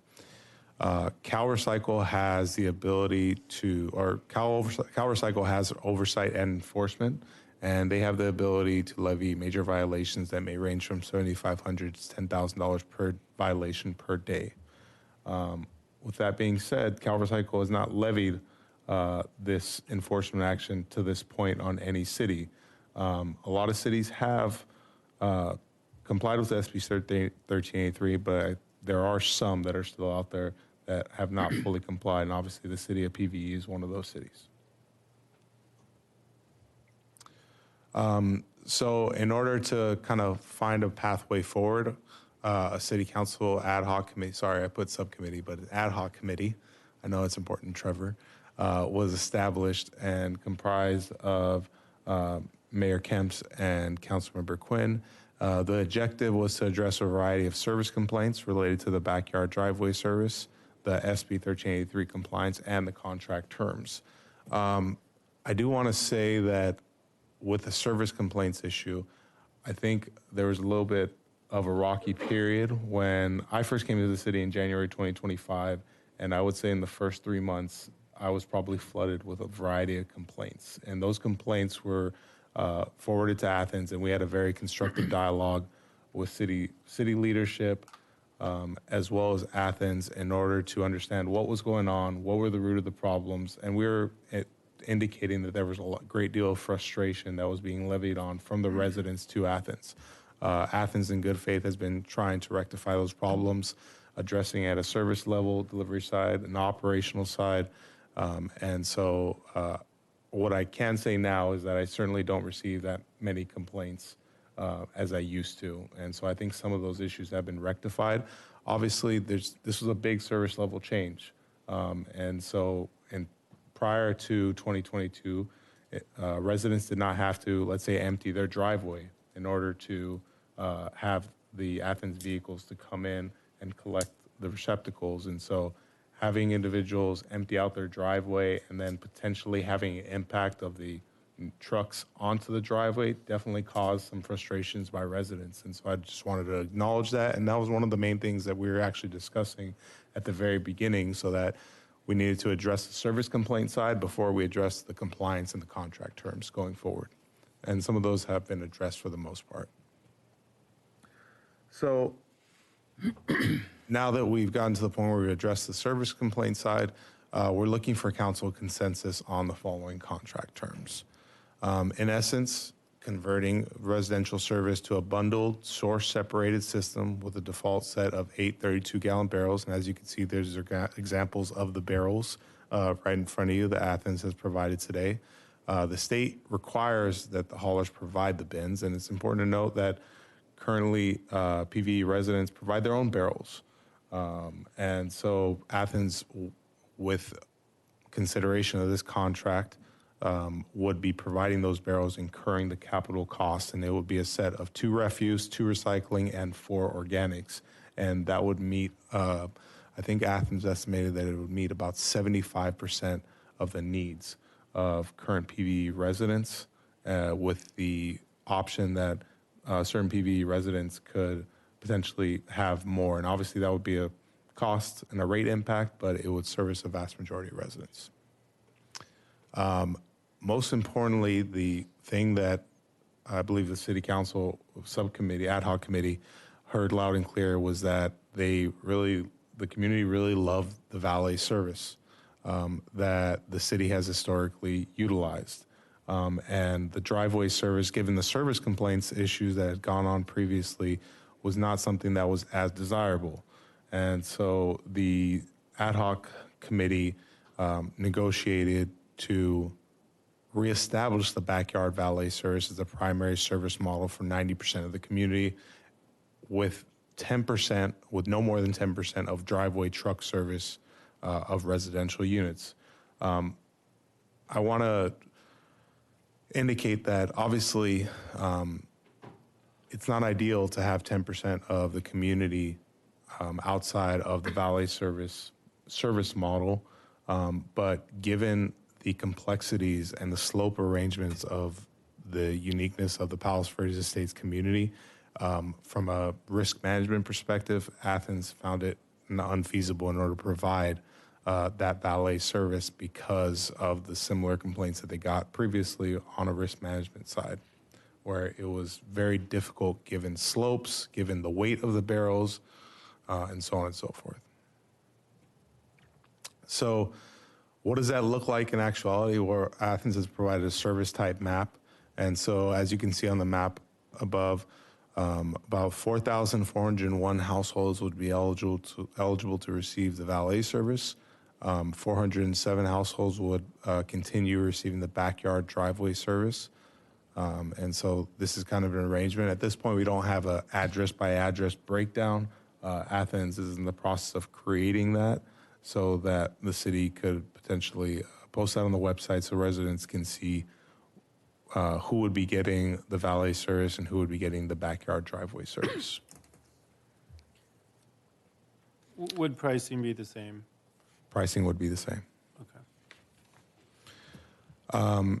Additional contract terms, adding weekend collection for city-owned containers, specifically in commercial areas, and requiring Athens to provide updated street sweeping maps and schedules as well. Obviously, updating the SB 1383 procurement language, revising the annual rate adjustment formula to trash CPI +1, but it's still being subject to a 5% cap.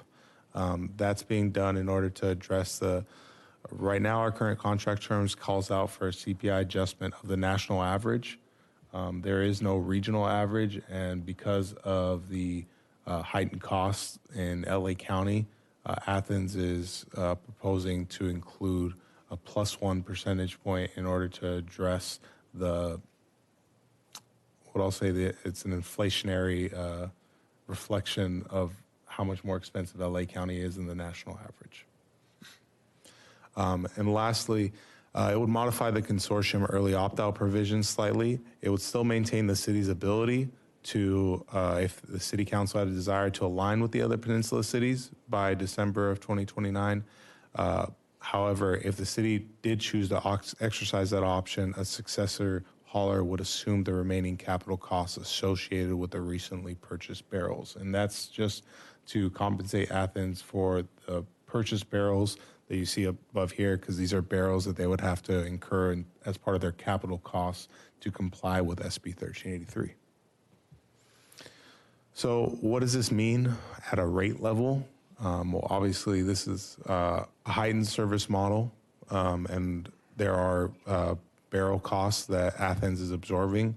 And so Athens is proposing that the rate would increase from $81.21, so what it is currently, to $129.98. And obviously, I won't repeat myself, but that's what these costs reflect. So, yeah.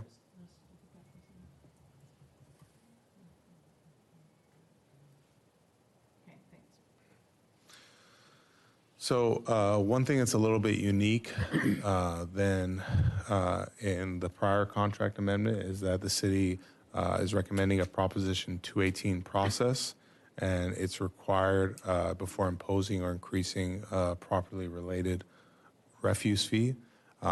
This would require the city to mail written notices to affected property owners and rate-paying customers at least 45 days before the public hearing. And it may proceed unless a majority protest is received by the close of the hearing, meaning that in order for the rates to not be approved, a majority plus one, or majority of residents would have to vote against the proposed rate increase. And that would be a mail-in ballot. I don't want to call it election, but a mail-in protest. And theoretically, if the city if the city council gave direction at the June 23rd meeting and notices were mailed on June 24th, the earliest hearing date in order to adopt the proposed rates would be August 7th. So is there a fiscal impact to the city? Well, obviously, this is a significant impact on ratepayers, so customers of Athens and also Palos Verdes Estates residents. Staff is obviously recommending that you discuss the proposed terms and provide direction, but I do want to mention, because this was brought up, franchise fees. The city does receive franchise fees, but no additional fees under this arrangement, under the proposed contract, is provided to the city. The way the franchise fees work is that the Athens remits on a quarterly basis in line with their billing cycle, 51 cents per household paying customer each month. And then additionally, there's also a $100 per roll-off bin on-street pavement fee remitted on a monthly basis. As you can see, the costs are relatively flat from fiscal year 2022-23 to fiscal year 25-26. Cost for revenue is about $35,000 or so on an annualized basis. I'm sorry, could you go back? Yeah. 51 cents.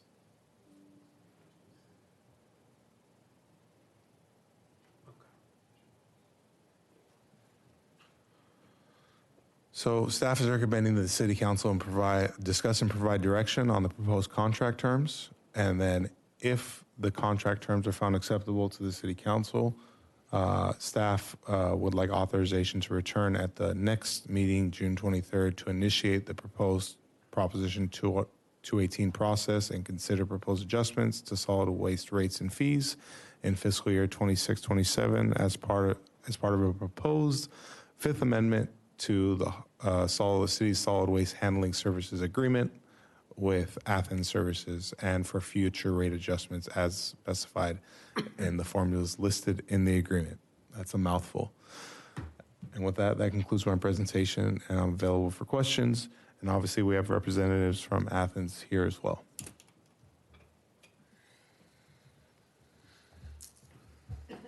Very good job, thank you. Let me start with this. I think none of us, including Athens, is enjoying having to deal with this. These are state unfunded mandates that are placed upon them and therefore us. Another question that I was asked, or that I also thought of, was that the amount of room that people have to store trash cans, because now instead of having 2 streams going to one, now there's additional cans to split it out. So that's one for consideration. But like housing and like the rest of this, these are state mandates that are being placed upon us. We as a city started talking about this issue with Athens over a year ago. In that, more SB 1383 changes were coming, and that sort of the combined stranglehold on us was increasing. I want to say, despite our mutual frustration with what we have to do here, that we have a willing and able partner that's collaborated with us. We've gone back and forth. We've had some very difficult discussions and phone calls. I think at one time, I'm going to say it, forgive me, Gary.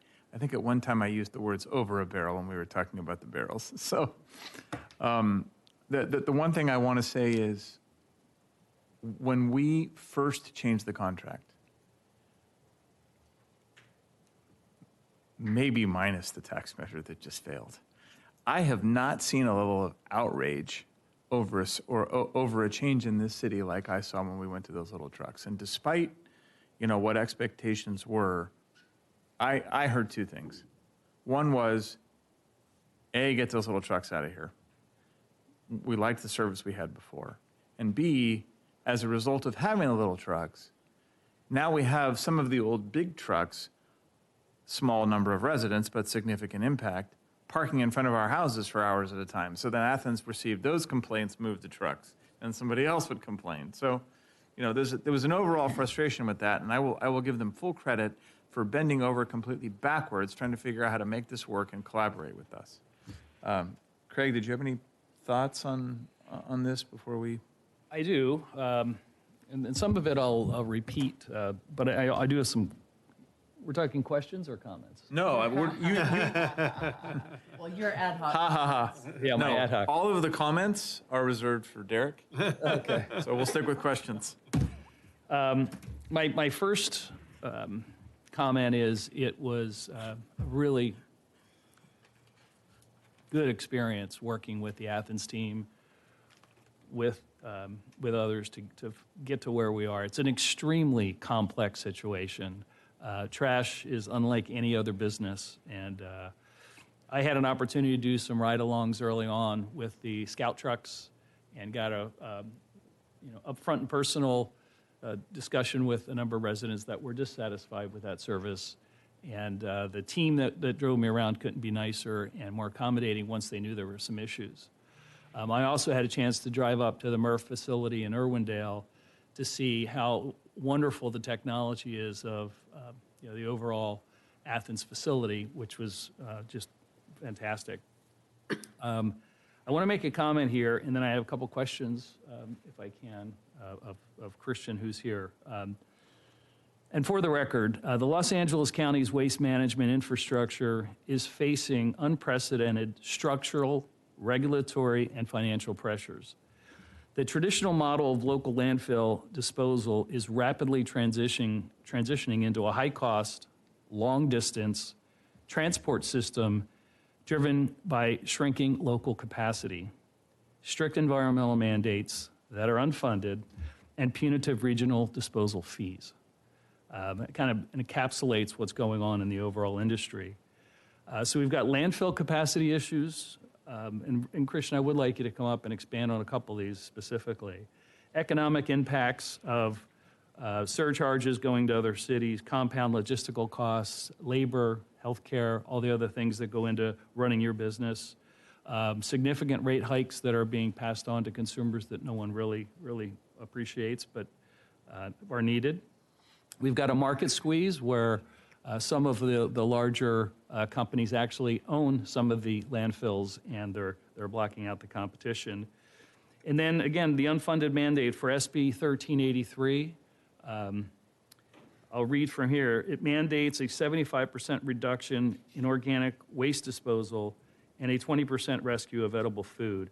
This is the single largest cost driver, requiring billions in statewide infrastructure investments for specialized collection trucks and separate digestion composition facilities, not to mention the barrels, not to mention that every household has to do things differently now in the new 1383 configuration. So, Christian, can you talk about the tipping fees specifically and how that's impacting the overall cost increase, and then 1383 comments, if you will. Yeah, thank you. My name is Christian Warner. I'm a Senior Vice President of Contract Compliance at Athens Services. So thank you for having all of us here tonight. So tipping fees, which is the cost that you pay at the landfill when you take your trash, recyclables, and organics, has been in flux for a little over a decade now. Primarily when the Pointy Hills landfill closed back in 2013, that was the largest operating landfill in the United States, and it was right in our backyard. When they closed down, it essentially opened up the market, and everybody said, we're jacking up our rates because the largest, lowest landfill is now closed. And ever since that happened, tip fees have been continuing to go up, much greater than your CPI would allow. Our rates are adjusted by CPI. So as our rates that cover the cost go up by a certain line, but our tipping fee expenses go up by a much greater line, we're eventually going to go out of business one day if that keeps up. One of the things that we've done at Athens is, because of cities like Palos Verdes Estates, because of the type of contracts that we enter into with the city, which are typically longer term contracts, we're then able to make arrangements with other facilities. For example, the San Bernardino County landfill system. That's a contract that we now have with them where we manage and operate 11 of their facilities that are landfills and transfer stations. In return, we're able to guarantee and give that San Bernardino County system X many tons a year to feed their facilities. And then they give us a lower rate to dump those tons than the typical public would get. We're then able to pass those disposal costs down to our cities, which eventually trickles down to the ratepayers. So while we're doing everything that we can to keep those disposal costs low, they're still continuing to rise far greater than what you would expect by CPI for the reasons that I explained before. And you also said about 1383, the changes? Yeah. If you can expound on that. Okay. What that's doing to your world and our world collectively. So about 3.5 years ago, when we entered into the fourth agreement with you, I stood here in front of you, and we talked about 1383 as well as the change in the service. At that time, we put into place and implemented the programs to allow your city to be compliant with 1383 as we knew and as we understood the programs at that time. Since then, there's been about 3 changes to SB 1383 that have really impacted us greatly, or I should say impacted all cities in California, because Senate Bill 1383 really says every city in California must comply with these 1383 requirements. Cities, work with your haulers to put programs into place and to adjust your rates accordingly because, as was mentioned, this is an unfunded state mandate. The main program of 1383 is to collect and then process and dispose of the organics in every city. At that time, this city had what we call a two waste stream system. One waste stream is all of your organics.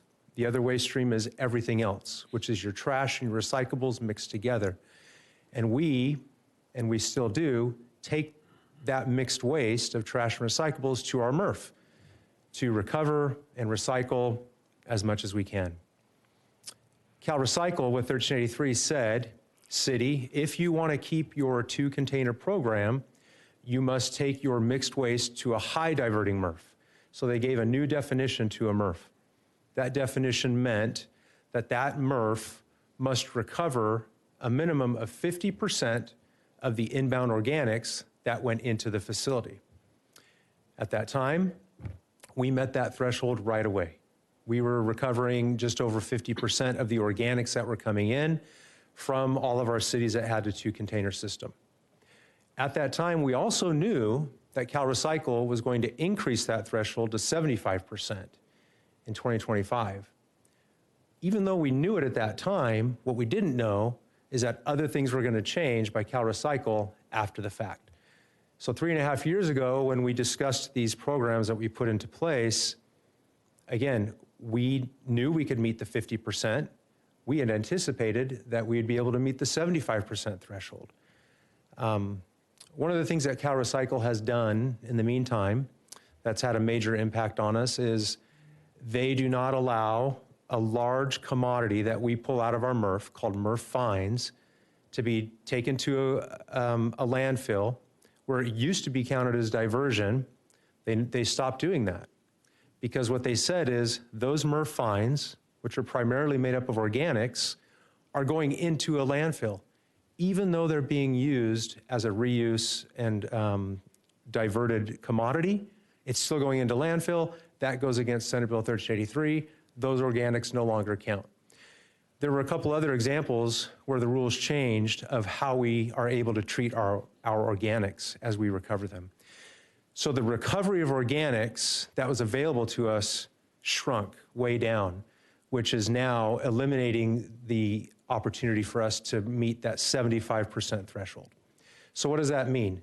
A city, if they can't take their mixed waste to a high diverting MRF, which is now 75% threshold, you can go to what's called a 3-container system, which you see in front of you, where the residents and commercial businesses separate their trash between trash in the black container, all the recyclables in the blue, and all of your organics in the green.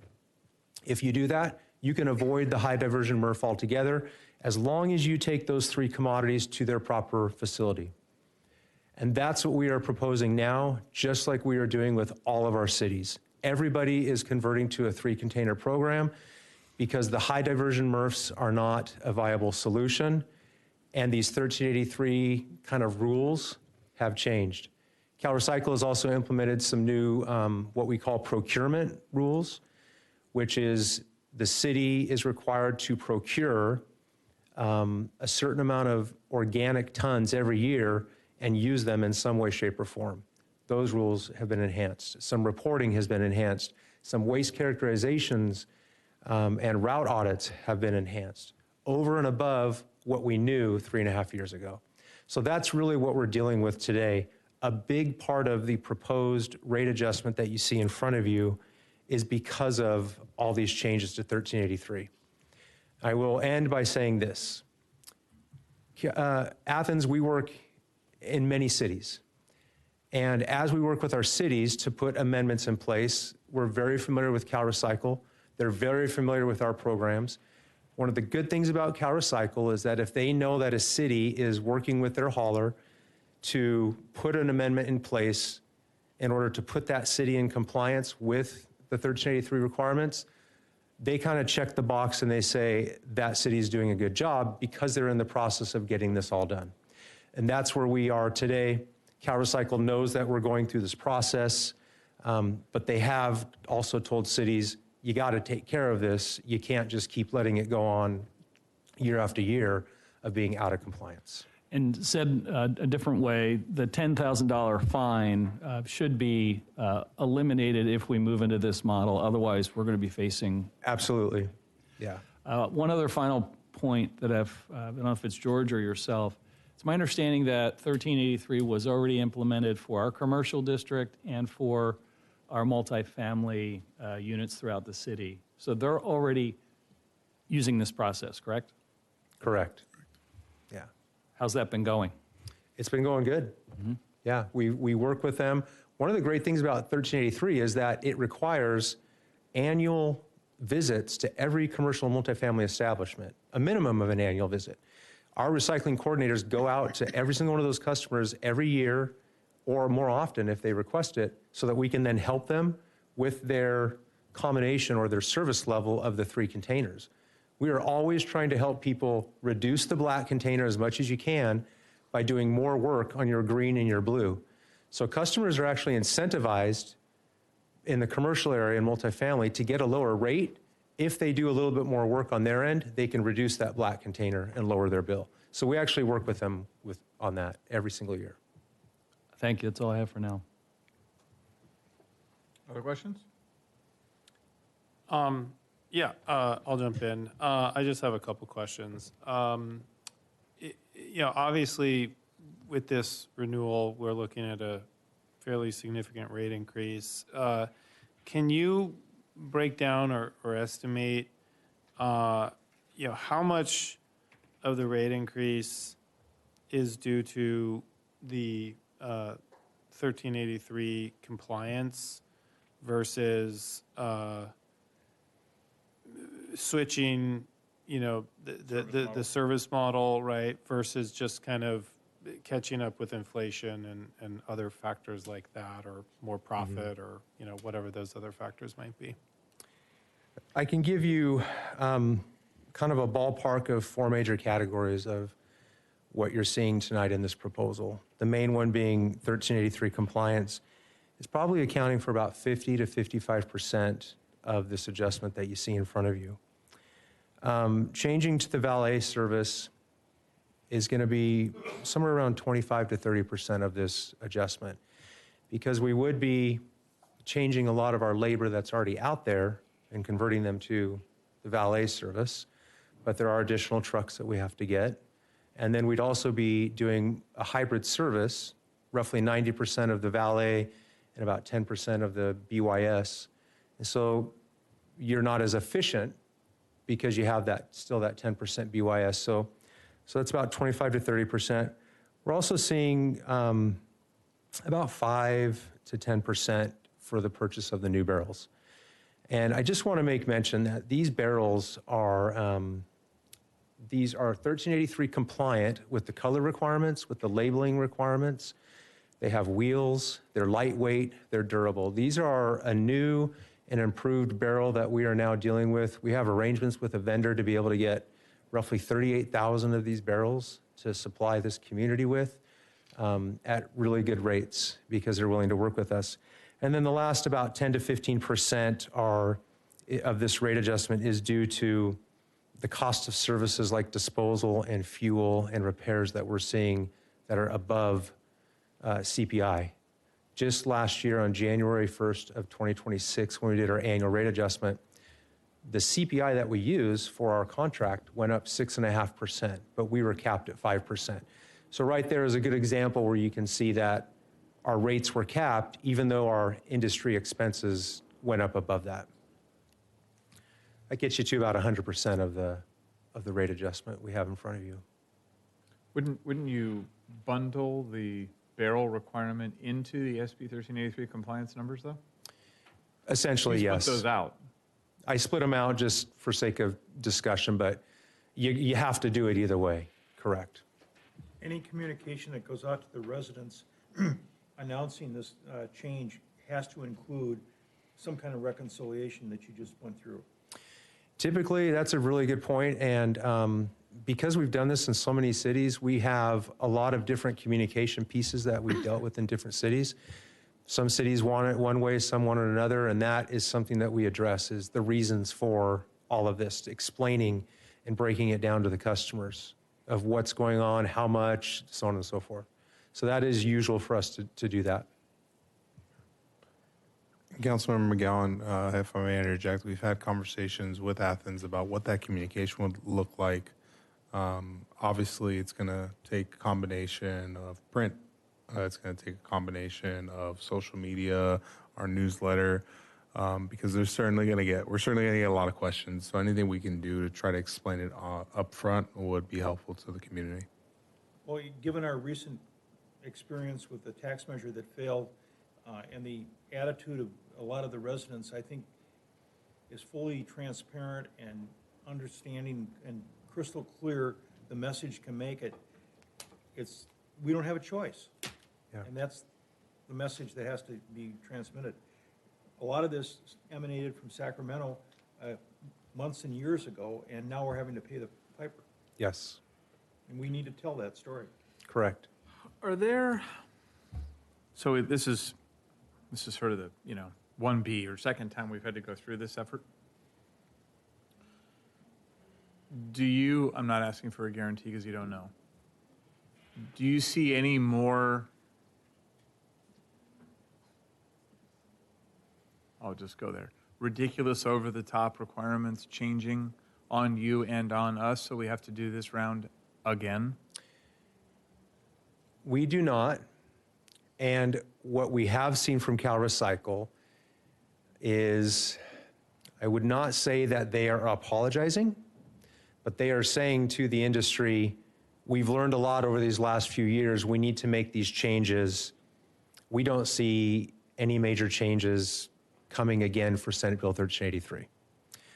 I also would tell you that we've had many discussions with CalRecycle for the same subject, because it unfairly puts these issues in front of city councils and haulers to try and find solutions to a CalRecycle issue of changing the goal line every time. And so they've put out studies in the past year or so because of these issues that have come up, exactly what you're addressing right now. They understand that they need to minimize and mitigate those issues with the cities. What about the issues around where you're hauling to, how much more distance there's going to be, additional fuel costs, maintenance, support, all that? Further closing of facilities, restrictions, longer mileage, any of that? I would say we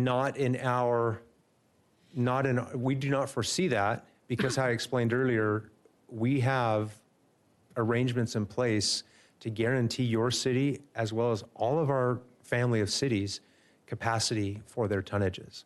That's one thing that the owners of our company take very seriously, is where are our cities' material going to go, and we need to find a place for it in the long term to protect those cities.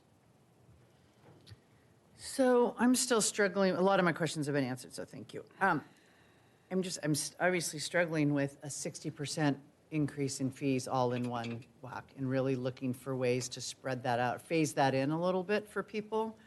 But I want to start with the barrels. How much is one of those trash cans? You're looking at a ballpark all in, which includes the cost of the barrel, the delivery, the tax, and then the rollout, because we have to do a big rollout campaign. Right around $65 a barrel, which is probably about $20 less than what you might find out somewhere else in the industry or at other places. Okay, thanks. Okay, so I'm struggling with this, because in your cost increase, 5 to 10% was for the barrels. So even if I just said, okay, 7.5% was about $10.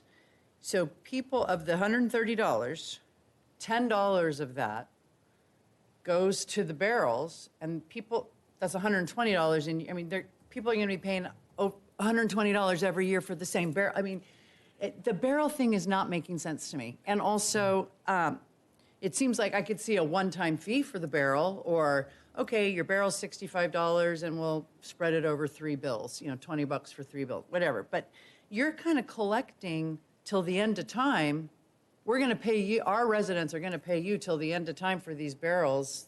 It just seemed like we're overpaying for the barrels. And then also, please comment, my understanding from our meeting is that we have until 2034 to phase in the new barrels. And if that's a way of getting this bill down a little bit, I'd like to hear about that. Yeah, so first of all, the barrel cost. Barrel costs, just like truck costs, they are in the rate, and they are depreciated at certain years of service. So when assets fully depreciate, whether it's a truck or a barrel, that cost doesn't just go away because the city does not just pay for a brand new truck or a brand new barrel. We replace those on an ongoing basis. So these barrels should last a certain length of time. We have the inventory in place to replace those barrels as they need replacing. And so it's not just a one-time cost for the barrel for infinity. It's these barrels need to be replaced, we replace them. When a truck has finished its useful life, we replace that truck. And so it's not like the truck cost that's built into a rate just ends after 10 years and then drops off. We're probably putting a new truck on the streets at that time anyways. And so that portion of the rate covers, if you will, the depreciation of those assets throughout the life of the contract. I think a truck and a barrel's an apple and an orange for me, but. I'm struggling with the same concept that Yeah. Councilmember Lozey has hit on, which is, I understand the 1383, sorting costs and the additional costs that you have for shipping, the refuse, further and further away. But, we sort of had a set point of how much this service model cost from really just a few years ago. And as a percentage increase, it seems really, really, really dramatic. And then you look at some of the breakout, like the barrels, and I agree, it sort of feels like, to your point, they're sort of amortized over time. But if they're $60, that's not $120 a year. No. So it 60 per barrel. It's 65 per barrel. Each customer is going to get 8 barrels, so roughly 38,000 barrels in the city.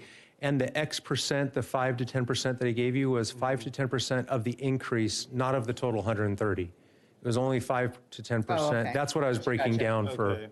Councilmember Lazaro. Yeah, earlier. I don't know, the math makes barrel more thing, I sense. mean, Yeah. if we don't have to do it on day one, and if it's Okay. something we can, I mean, I Yeah. think there's plenty of people who are gonna say, I just bought new barrels. I don't know. And if- I was Googling what the law says, and it says that we the city, technically have to supply appropriately colored and labeled barrels. Now, obviously, I don't think we're going to go out and buy 38,000 colored and labeled barrels. So, I mean, probably I think these guys know barrel suppliers. Now that you've done that research, let me be clear. I'm going to apologize to Athens. It's not them that had us over the barrel. It's the state. It's the state of California, right? I'm just like, But is there a way to but phase it in? there's gotta be a Maybe. way to I don't soften know. the blow. I mean, I think, people are gonna pay, if you're Joe Blow out there in some household, and you say, what, wait, my bill's gonna go up 60%, and now I'm gonna do more work, because now I've got to separate 3 streams. I mean, that's sort of Right. been a benefit of our service here, is that we only separate into 2 streams. Right. And it's, you have the green waste, which I'm guessing most homeowners are not doing the green waste. They probably hire somebody to do the green waste. And then, so really, everybody was just, so that's, you're going to pay 60% more, and you have to do more work. You're going to give me these beautiful trash cans, great, but there's nothing wrong with the trash cans in my container, in my enclosure. I don't have to do the trash cans now. I have 8 years more to do it. I mean, they are fancy, no question. I mean, it just seems like, when we went through this in 2022, I mean, people were screaming at the, I think we did 17.5% increase for 3 years, and then it went to the trash CPI. Correct. I mean, people were going and then but then the service changed and the service was bad. So then you had an example of like, wait, my fees went up 17% and the service was bad. And sorry, I moved away from my question, Derek, and I've moved on to discussion. I have one answer for I will you stop. on your barrels. I'll stop there. One of the parts of Senate Bill 1383 with the barrels is, yes, the state is giving cities a long time to officially replace their barrels. However, you can't just keep buying your old barrels or replacing your old barrels. When a city when they have to either make the decision to put all new barrels in place, or when customers do put new barrels in place, like if it's just a one-off here and there, they have to be 1383 compliant barrels. Right now, citizens can buy their own barrels. We can only imagine that there's probably 100 different forms and colors of barrels out there in the city. I don't know. But they're not compliant with 1383 as they buy them. So each year that you put off anything with 1383, it's just a risk that's taken until you get to be fully compliant with all your barrels. I'm not comparing you to other cities. I'm just letting you know that as other cities do this, they're all kind of biting the apple all at once right now. They're just getting it all done. It seems to be an easier transition than to delay things over a longer period of years. That's just our experience. And as far as increases from this point forward, it's CPI plus 1% capped at 5. Did I get that Yes. right? Okay. So basically, if CPI is 2, it would be 3. Right. If CPI is 6, it's still 5, basically. Does it carry over as proposed? It does. So we lose the time value of money on whatever's carried over, like the 1.5% on January 1st, 2026. We have lost that until we're able to recoup it. We don't know when. But it will kick into a cost increase the following year if the inflation rate doesn't hit the cap that year. Right. So that 5% cap on the CPI will always be there. Even if there's carryover, it's not 5% cap plus the carryover. It's 5% cap on the trash CPI.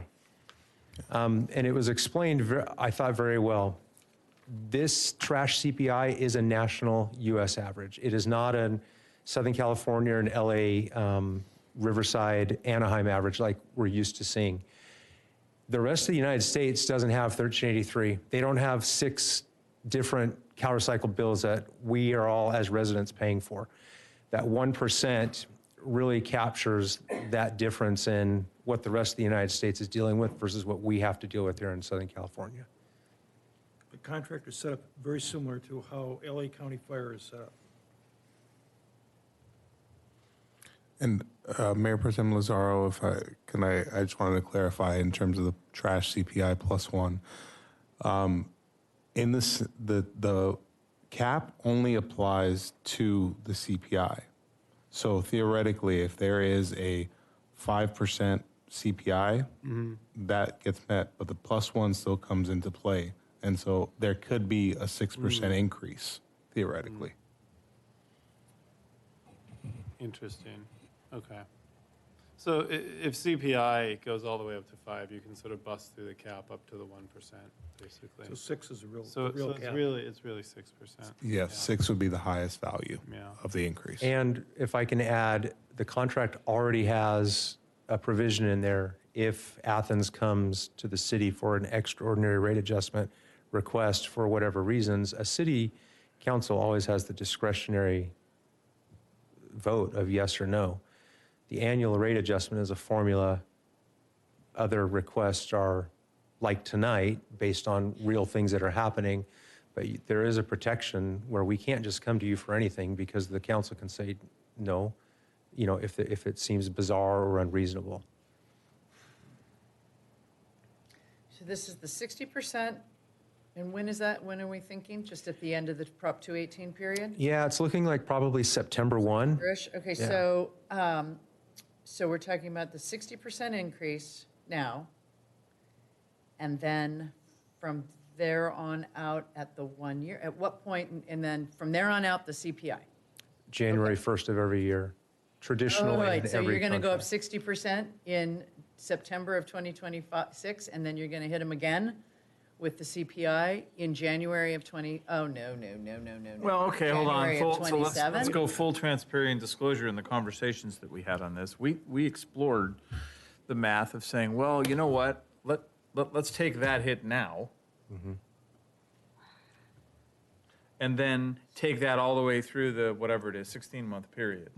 And we reversed back on the math because we didn't want the higher starting point. Say that again.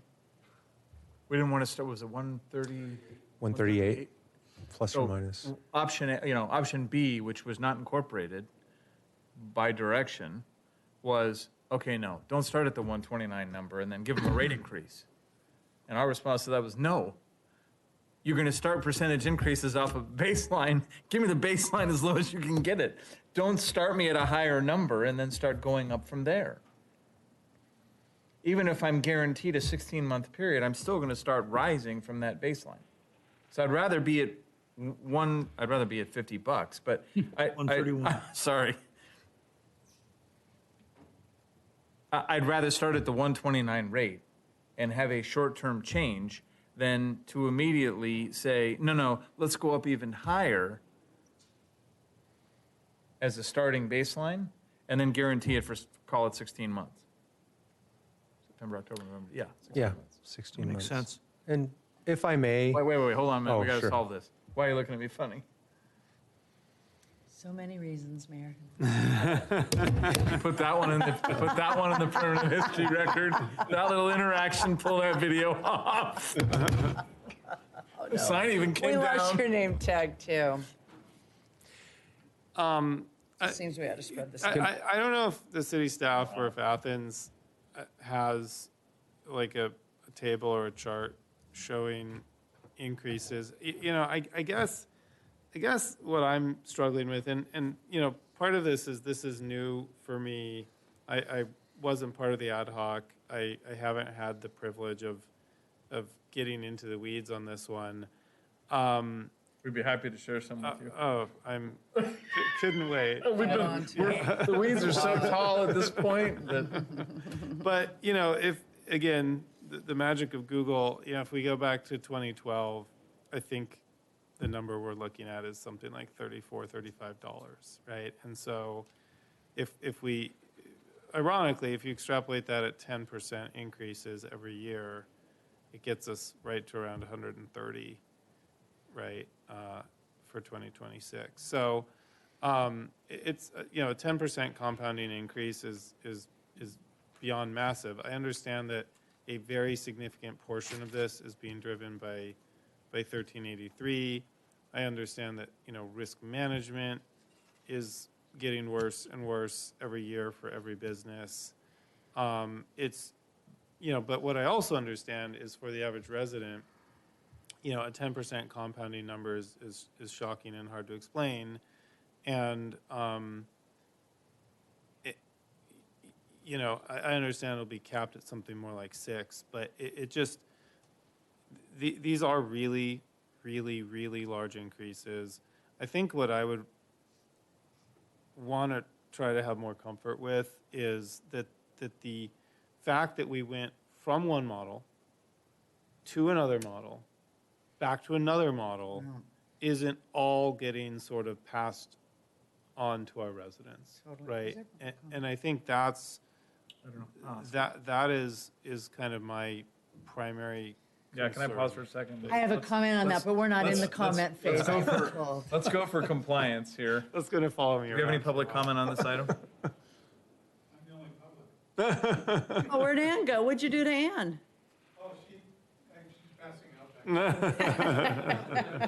From the rates or the hour? Okay. Well, if you're going to comment, you have to. Come on up if you're gonna ask.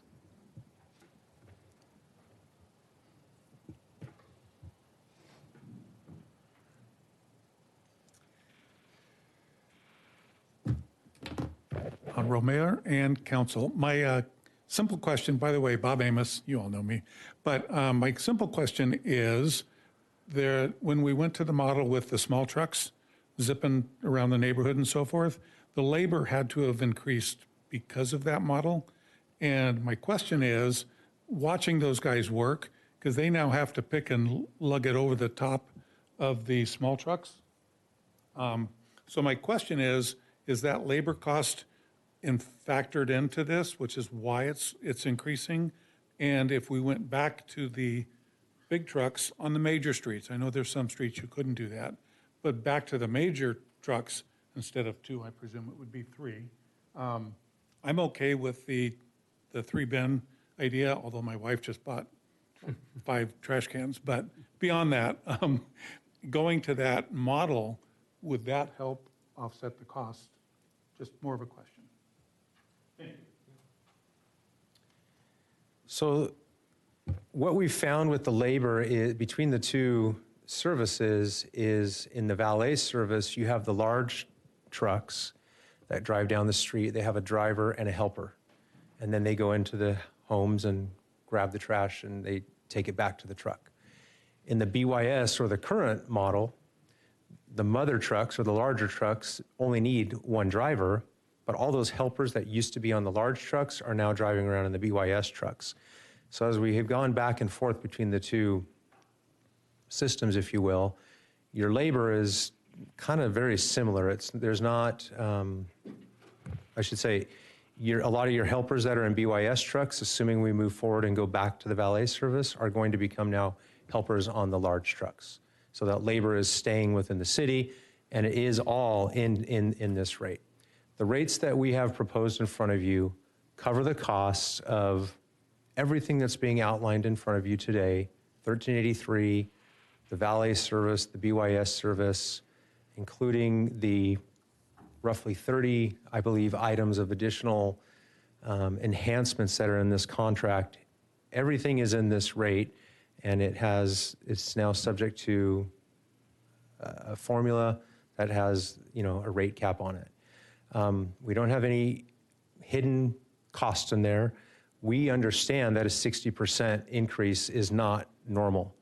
However, in light of everything that's happened in this industry, specifically in the last few years, let alone the last couple decades, the costs have gone up tremendously. They're going up to us, and we can't just absorb those costs without properly adjusting the rates to cover the cost of service that's needed in this community. That's a question. So speaking of cost, on the 10%-ish of households that are still going to have what I call the baby truck model. Mayor Pro Tem asked this question earlier, and I was surprised by your answer, is that, they have a different service model. I don't understand why they aren't paying more. They live, there's some of our houses are up on a big high hill. And if you want somebody to come up there and get your trash cans, then you got to pay more for that. And I don't understand why we have 2 levels of service and we're charging one price. Right. It's always feasible to charge 2 separate rates. The end product to us as a company, in order to recoup all those costs, will be the same. So, for example, one rate might be $131, the other one might be $129. We have provided the city with one rate for purposes of keeping it easy and simple, but that rate times the number of accounts covers the costs that these programs incur. So it could be 2 different rates. The math would be the same at the end of the day. Okay, so, okay. So it might not be material. All right, so, Right. I think that, I think tonight's item is to just give direction, right? And then you're coming back. So I think I'd probably want to see that. Yeah, One other I have question. more, yeah. I'll give it back to you. Okay. Did you get your question answered relative to cost of old model, switch and switch back? And are you comfortable that it is or is not blended in with what Christian had to say? Or do you need? I mean, I wasn't sure that got. Yeah, I mean, in a resolved. perfect world, I think I'd want to see some kind of a bar chart or something like that kind of shows, how much of this. I guess maybe here's a different way to ask the question. If we hadn't done the switcheroo, right? Mhm. If we hadn't gone from one model to another, which I understand for what it's worth was actually an ask from Athens. Like for risk management reasons, they wanted to make the switch. We sort of reluctantly agreed to it. Correct. If we hadn't done that switch, what would a straight line inflationary increase have looked like?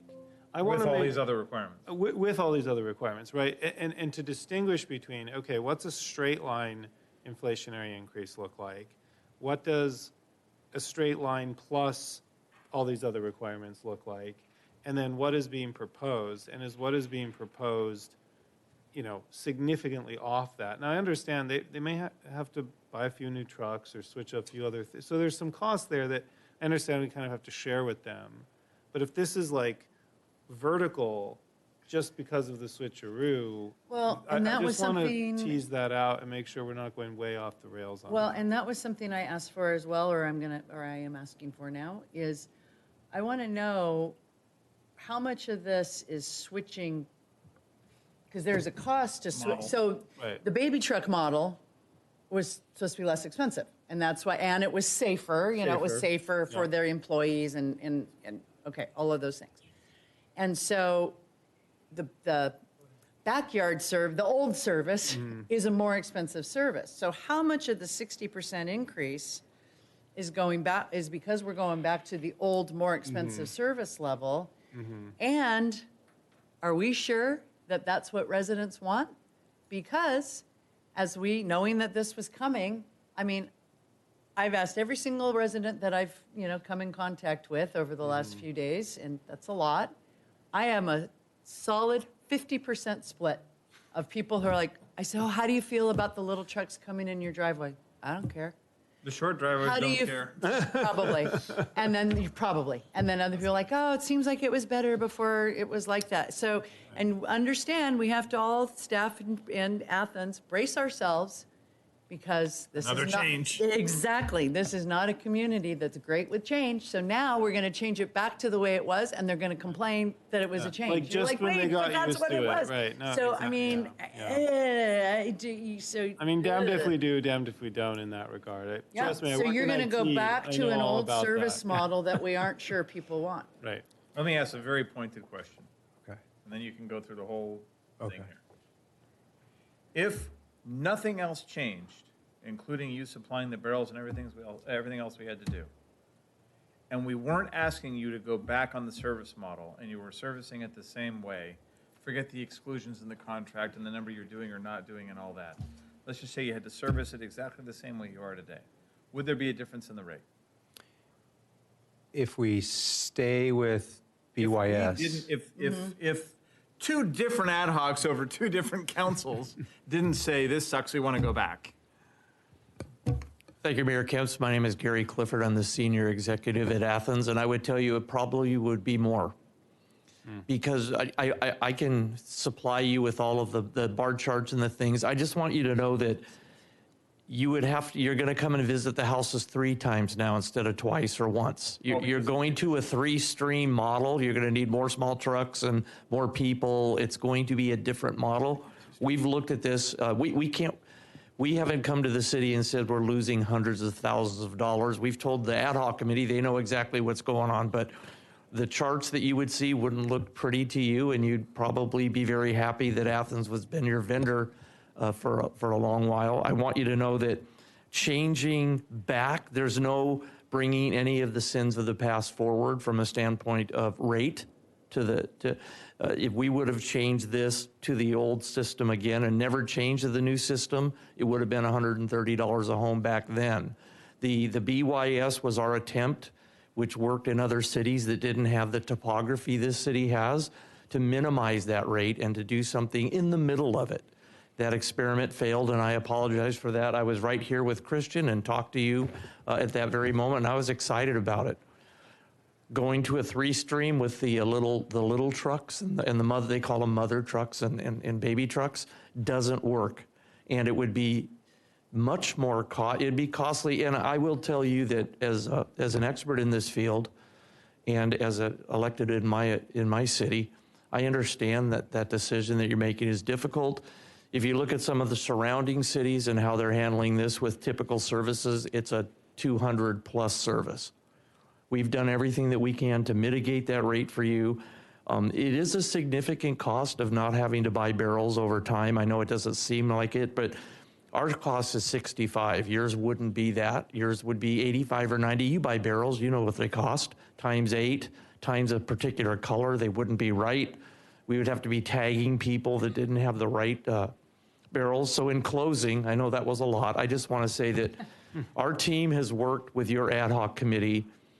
I don't want to say ad nauseum because that doesn't sound good, but we've worked really hard, and your city staff and your ad hoc committee has pushed back. The numbers didn't look like this when we first started. The barrels weren't that pretty, and the trucks weren't as nice. And I just want to say that what I'm hoping for tonight is that the city council gives direction to staff to move forward with this, to send this notice to the citizens, let the citizens get involved, do their Prop 218 notice, come back to you, and at least move forward with the idea and go from there. You have a couple other meetings to discuss this, but I do want to give a little bit of a shout out to the ad hoc committee and to the staff because they worked very hard with Sharon, who's here tonight, and Christian, who's here tonight, to get to this place. It really wasn't easy, and it wasn't this was not our first ask. The ad hoc committee will tell you, and your city manager and your assistant city manager will tell you. I think I met at least 3 or 4 times, and that was not as many times as Sharon has met with y'all individually and staff. So hopefully that answers some of those questions of going back, but the graphs going back aren't a pretty sight, and they're Advantage PVE, not Advantage Athens. Thank you. Gary? Thank you. Go ahead. Council member, yes. Yeah, go ahead, David. No, I just want to share something that some people may not like hearing, but I think what we're faced with the Athens situation is a microcosm of our city. They've got some of the same issues that we're facing within our city. They've got state mandated requirements that don't provide funding that have to be passed on in some way, shape, or form. There's a need for new barrels. It's like our infrastructure in our city. There's no reserve funds left. One of the reasons that they need to have a annual fee is so that these barrels can be replaced when they are needed at the expiration of their life. Another piece that's gone on during this period of time, and I've worked somewhat with these gentlemen and ladies, we kicked this can down the road. We have deferred. We've started, I was involved in conversations with you 2 years ago, and we haven't brought it to council. And all we do is the costs continue to go up. And the bottom line is, unfortunately, our residents don't like to hear it, but they haven't been paying for their fair services. The costs of all these services, whether it be city provided or Athens provided, are being done because there's a need in the community. But our residents have got to understand that these costs have all escalated and it's not going to go down. And we cannot continue to kick the can down the road. We've got to start addressing the challenge. And I don't like separating into 4 of 8 barrels any better than anyone else. But I recognize that it's a fait accompli and we have to learn to live with it. So I think we should need to request that Athens send out the communications.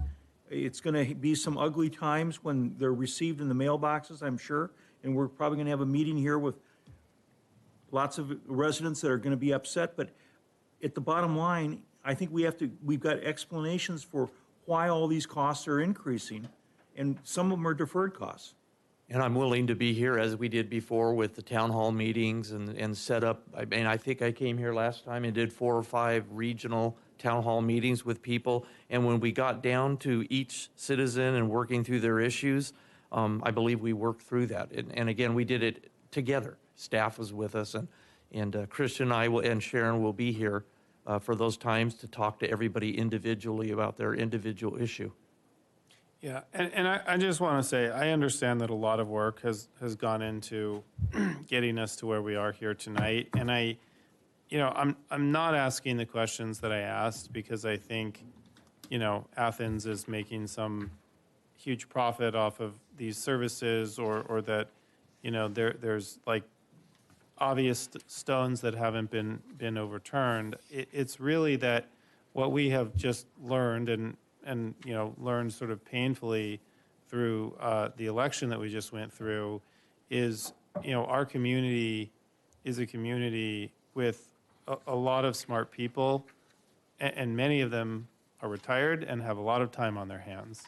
And they are going to ask all of the same questions that I just asked, and they talk to each other, and they're on social media, and it's not a given that that the community will accept this unless the answers that they receive are really solid, right? And so I think my goal tonight was to A, better understand it myself, but B, to essentially ask some of the same questions that I think members of our community are going to have. And I'll say this, I've been saying this since before I was elected. California has an inflation crisis, in my opinion, right? I mean, whatever CPI, says it is, and what's happening in coastal California, and that applies to, the wages of city employees. I won't point to our city attorney. He's sort of a special case, but the wages of everybody else, the cost of materials, contracting, et cetera, it's going up. In private business, I run a pretty large customer service team, as I mentioned. Hiring new people, I see it. Every single new person, significantly more expensive. I have no idea about the trash industry. Don't know the first thing, but I can only imagine that it's a lot of the same pressures and probably even worse with some of these state mandates. So, appreciate the effort, as I said, that's gone into it. Yeah, I mean. One other comment for the council's use and maybe collaboration. We did talk about, and I do not think the residents here would accept this, but in exploring, how can we defer or avoid or delay or whatever these rates, what about the beloved valet service? I just don't see any way that, we could act like another peninsula city and bring our cans to the street. Number one, we don't have any sidewalks. and number two, the driveway widths vary massively. And oh, by the way, PVHA, and that's a whole nother thing. But right. So yeah, we sort of threw our hands up on that one. Geez, if you could go to a more regular whatever. And then let's just also mention this. There is a carve out in the contract that allows us to partner with another peninsula city. And the reality is we have a couple of challenges there. One, we have very little commercial base. So, where a Rolling Hills Estates has the Peninsula Center and other things where they can sort of use those commercial contracts to blend those rates across and maybe potentially keep it a little bit less expensive for the residents that bring their cans to the street. Mm-hmm. This city,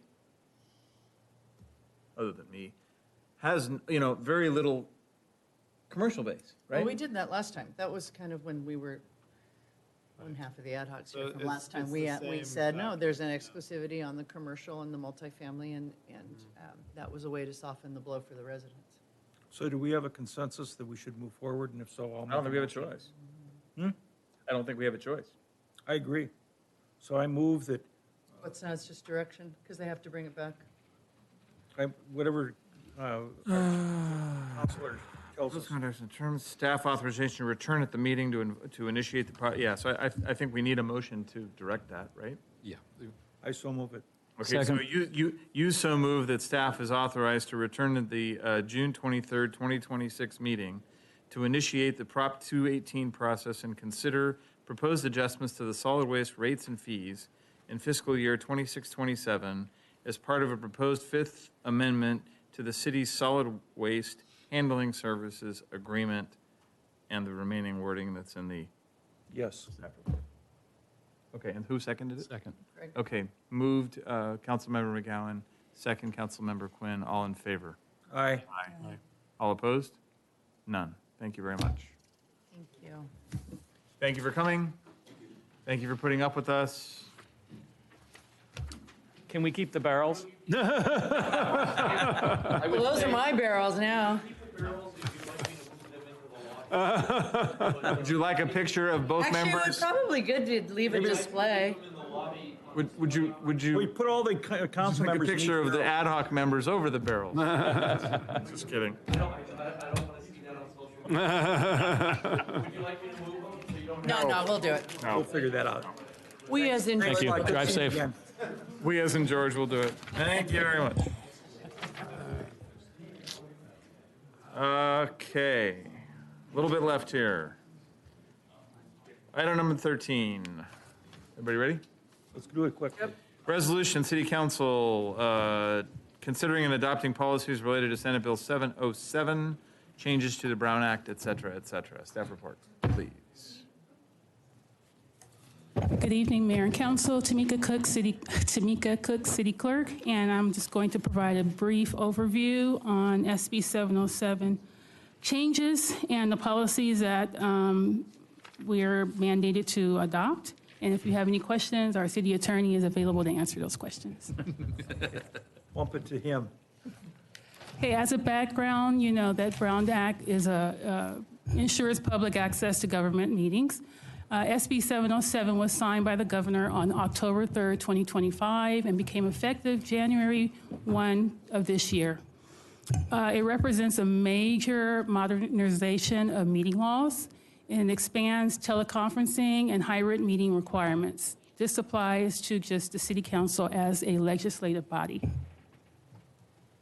The purpose of this item is to adopt the policies required under Senate Bill 707, promote transparency and open government, enhance accessibility for all residents, and encourage broader public participation, ensure meetings can continue during disruptions. The key changes from Senate Bill 707 requires hybrid meetings with in-person and remote options. The public must have a two-way audio and video participation. It allows accommodations for disabilities and adds closed captioning and accessibility features, which will be facilitated through our Zoom webinar, and includes community outreach expectations. One of the policies that's included in the resolution is a teleconference disruption policy, and that extends existing decorum rules to virtual participants. Only actual disruptions that impede meetings are addressed.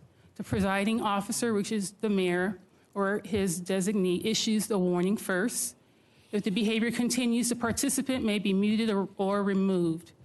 It prevents repeated disruptions from re-logging in.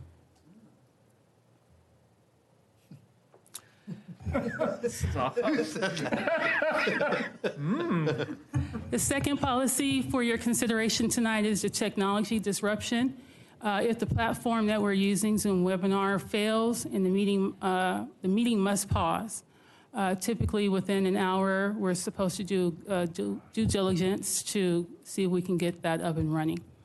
The Brown Act requires a recess of up to 1 hour. The city staff must make good faith efforts to restore the service. The mayor will then publicly announce disruption and recess. Ensures fairness for remote participants. If the service is not restored, the city must document attempts to fix the issue. The council may make formal findings by roll call vote, must determine that the public interest is must determine public interest in continuing, balance the need to proceed versus access limitations, and they can pursue an option to adjourn the meeting if necessary. The roles and responsibilities during this new hybrid meeting: the city manager designates technology support staff. The city clerk manages meetings, platform, and public comments. The mayor or presiding officer manages the meeting flow, and the staff coordinates to ensure compliance and access. Fiscal impact is not known at this time. It may include additional staffing, technology upgrades, and services. There's a potential need for accessibility for translation services. Not at this time. We do not meet the threshold for language services, but maybe at a future time. Costs will be addressed through future budgets. So staff is recommending that we adopt Resolution 2621, which is approving teleconference and disruption policies, which will ensure compliance with SB 707 requirements and support transparency, access, and effective meetings. Just to add really quick, we've done everything we can. We've, just like everything else, we've probably had 5 or 6 meetings trying to figure this out. As I previewed before at the beginning of the evening, we're going to use Zoom as the major feature of that. It's going to require, I think it required an upgrade to our Zoom account. And there was a line in there, we're going to designate it to our designated staff, IT staff. I think that's going to be Derek. I mean, we don't have designated IT staff. And lastly, I'm going to ask for a little bit of grace from the council as we roll this out. As I mentioned, tomorrow night, we're going to sort of preview this. Don't really know what it's going to take on our city clerk to manage all of these 2 different platforms, Granicus and that. So I may need to bring in some staff, extend some staff into the evening to help. I don't really know. So we've done everything we can. We're using the closed captioning on Zoom at no cost, and any other costs, we're just trying to figure out the best way to implement these. Yet another wonderful. So when do we unfunded have mandate. to have this up and running? July 1? Yeah. So tomorrow's like our little test go? So what will happen if the resident is off-site, they'll raise their hand, go That's into the right. queue, and then That's exactly right. Get their 3 minutes and get their 3 minutes to talk? we still have the 3-minute limit. We'll still have the 3 minute. In fact, an upgrade to Zoom, since the last time we all played around with this, was that there's an embedded camera, so they can see that. They can see the camera on within their Zoom. We figured that out today. They will still have 3 minutes. We will promote them into the room, finish their comment, and then put them back into the other room where they'll still be able to see what's going on here. What if they want to add or use visuals and share the screen and all that, Mickey Mouse? Mickey Mouse. Well, that, Trevor. You don't need to allow that. If you want to allow that, you could. Is there direction from the council about what they want to have happen to that? I think Staff's keeping it proposing- simple would not allow that at the moment. There's no provisions that we're providing that would allow you to go share. Well, how do we allow that? But right now, if somebody's going to come to a public meeting and speak, and they get there, if they have pictures they want the city clerk to show, or a little mini presentation, like what, there's a deadline to have to do that. They have to give that to the city clerk by what time frame? So for late correspondence is the day before the meeting, so that would be Monday at noon prior to a regular city council meeting. No, but I mean, like, if somebody's coming to speak during public comment, and sometimes they'll say, oh, city clerk, I sent you the pictures, could you display the pictures? And when do they have to get you that? What do we do today? Yeah, I think we would have to vet that out. I don't know if there's a specific policy on that. Oh, I would just say that whatever our policy is for somebody coming to an in-person meeting, it should be the same. Or, I mean, policy. at least They have think to get about their it. materials maybe they have to get their materials to protect against God knows what the screen share is going to be. They, One of the reasons of why they have to get it to the city clerk, and the city clerk would actually display their item? I would not recommend opening up screen share. Right, that's what I'm saying. But if somebody wants to show a picture, we allow them to now if they get it to the city clerk by a certain time frame. I would just keep the rules the same, but yeah. I don't think we should. I think if they want to show a picture or a document or a graph or whatever, it has to come in before noon of the previous day so that it can be coordinated, but. Well, that's what I'm saying. That's what we're saying. That's what I said. Not on the spot. That's what I mean, whatever our, But from a whatever the transparency current deadline perspective, is, I it's mean, the same. you don't want to deny them the ability to share it. Let them share it, Yeah. but get it to the clerk in advance. But our city clerk can edit it. I mean. Not edit it. Control it. Not edit it. Yeah. Well, she I'm can just show talking about it. what She type of- can show it, yeah. If I I, want something. Right. May, let us take a look at what we did. I know that there was some discussion over the last couple of months on, Cheryl? Yeah, we have different policies. I tell you what, we'll get them all together in one document. And we'll, Came up, does this apply to, does this 707? Council only, or it's also? Is this Just require council. planning commission? Just to the city council, if you wanted to authorize subsidiary bodies, there's the ability to do that. Staff doesn't recommend doing that, at least So planning initially. commission's not a legislative body?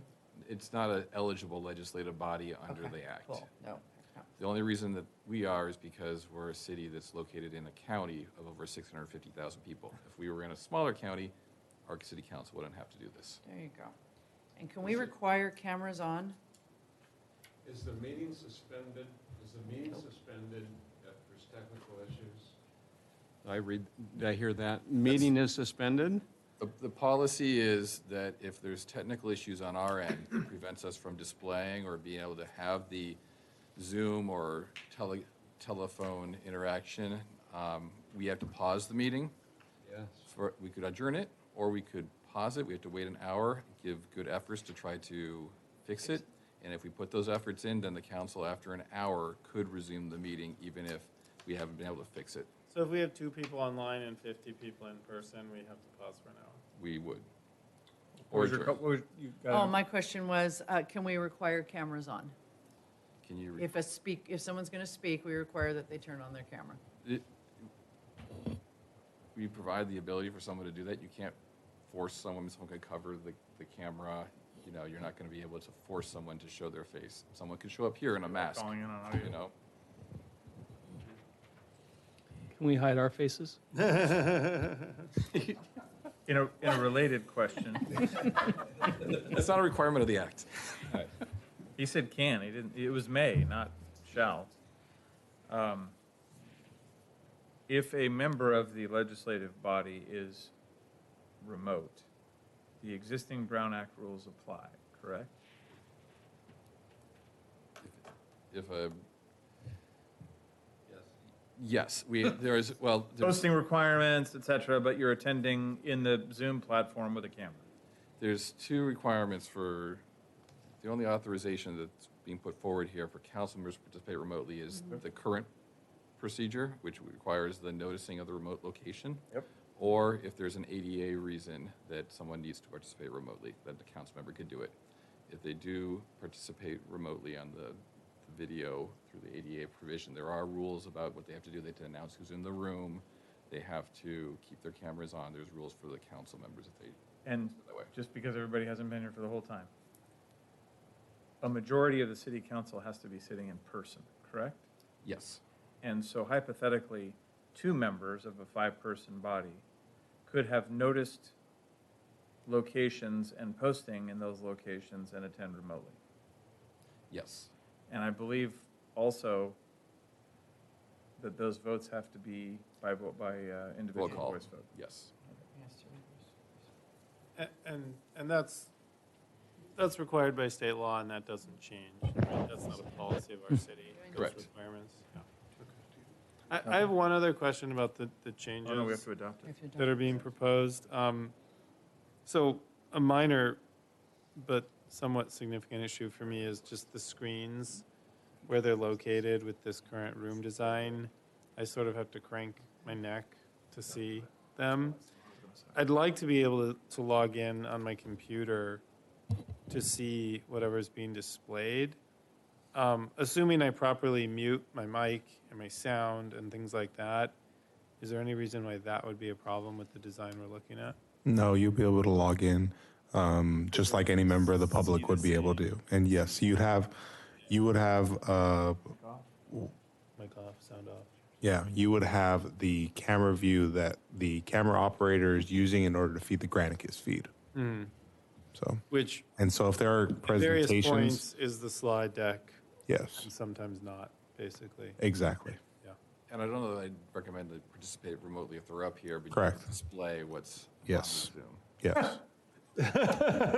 I don't agree. And it would cause it would cause a Sometimes, you know, might feel better, but yeah. it would cause a technical problem if Okay. you were to turn your mic on Yeah. as well.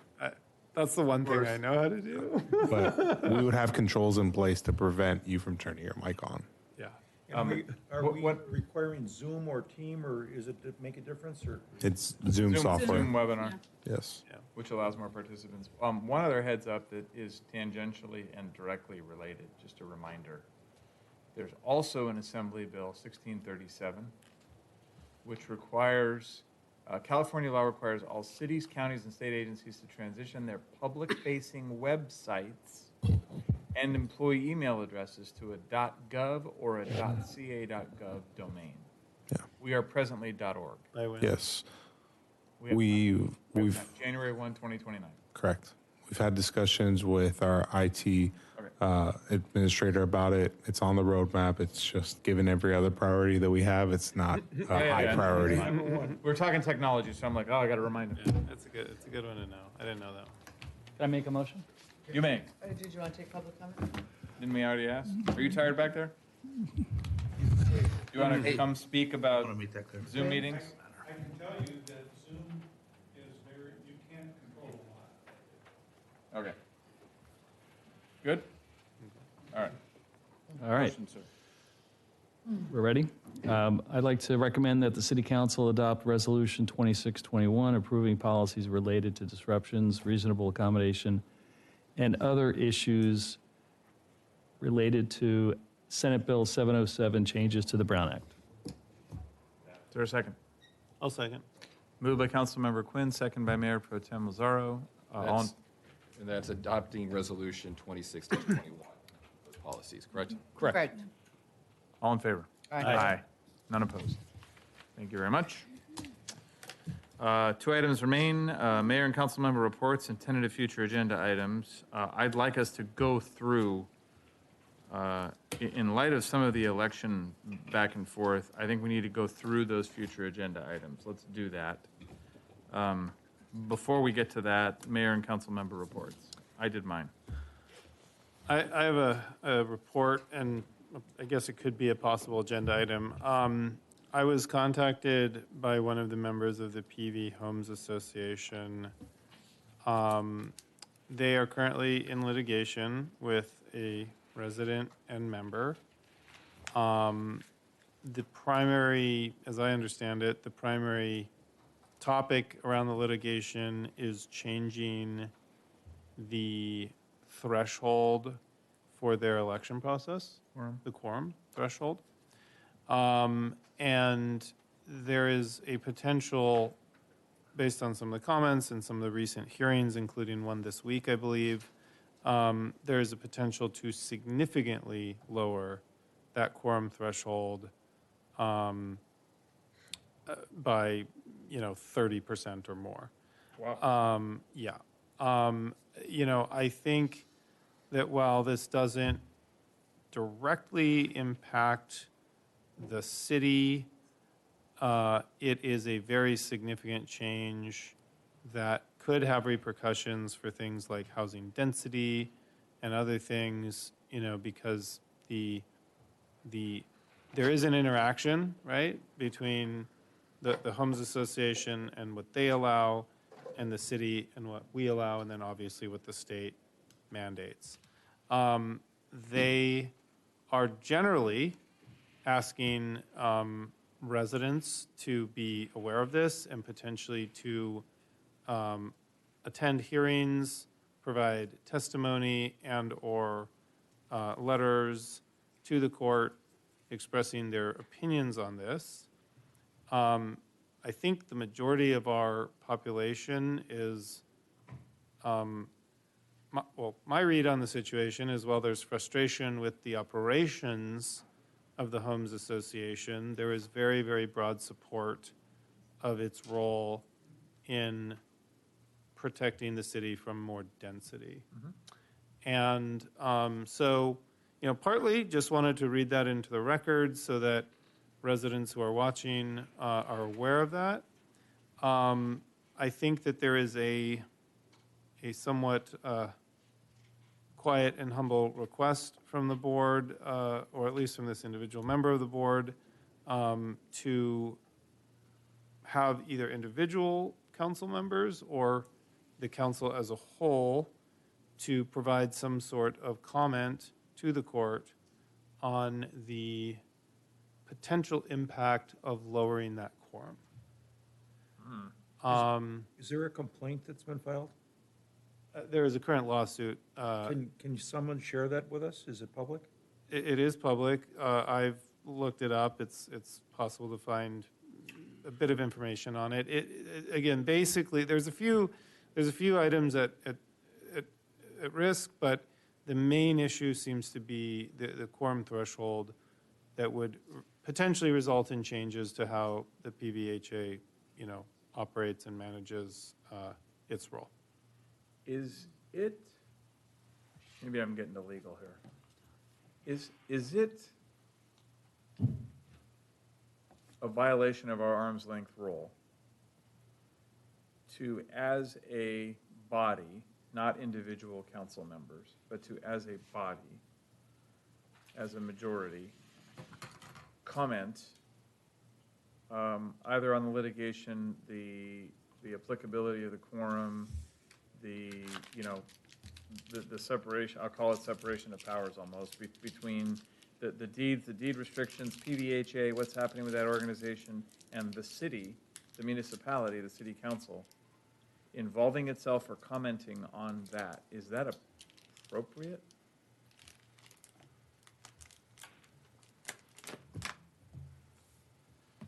I'm trying to think of what form it would take, like sending a letter.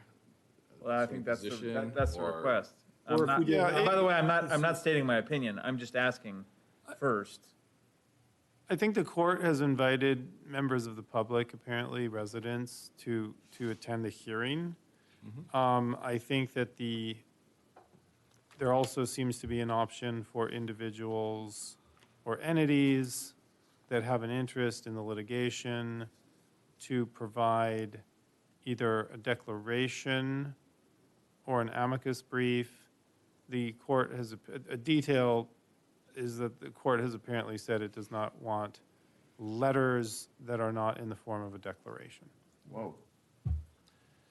Because they want it to be evidence. So, of course, everyone on the council has their own First Amendment right to, assert opinions or be involved.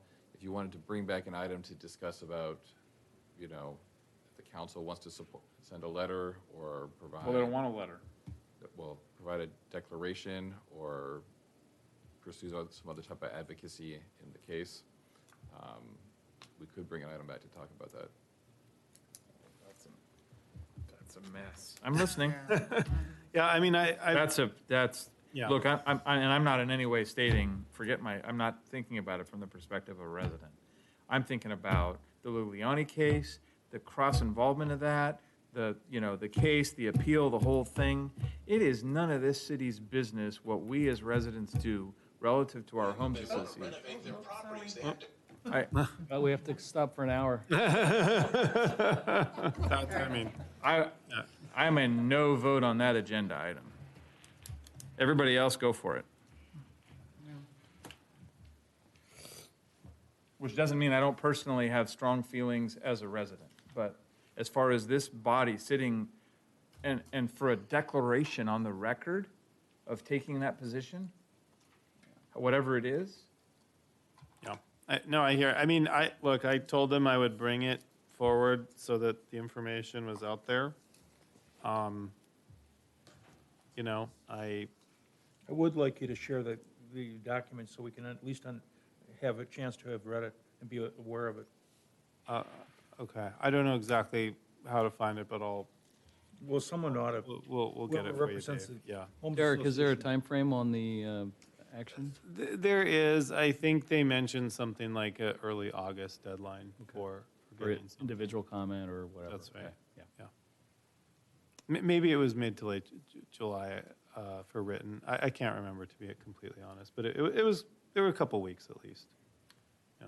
Can I jump in real quick? Just potential future agenda item, the ticket system that has been set up.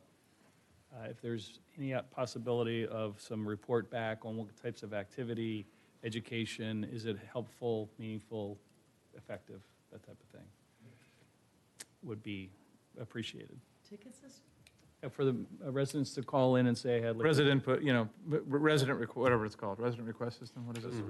I thought you meant Don't they open a ticket or whatever it's called? Yeah. Status, like speeding tickets. Ticketing, so, yeah. receive and file status report on that. Yeah, yeah. That's fine. That's cool. I had one other, yeah. Yeah. I had one other new item as well. Mhm. And maybe this is on the existing list. I can't exactly Well, we're remember. gonna go study the existing list in a minute. It's basically just looking at the contracting portfolio of the city, and less so from a budget perspective. I think we're going to look at budgets in other forums, but more so from the standpoint of when are renewals coming up? You know, what other things do we need to know about contracts over the course of a quarter, a year, et cetera? I will say, in previous conversations with city staff, I think city staff was going for a very high effort version of this, capturing very small contracts and capturing quite a few details about contracts, and that made this project hard. I think what I would like to see is something easier and more achievable. So basically something that is our bigger contracts, maybe it's our top 15 list or top 20 list, something that's manageable, and really the most important details, its dates, its renewals, it's any other special terms. I think starting with something like that, and then obviously more later is always great, but I think that would be helpful for us just in managing the city's business over the course of months and years. Would you like to recommend a floor on that contract amount? Thank you.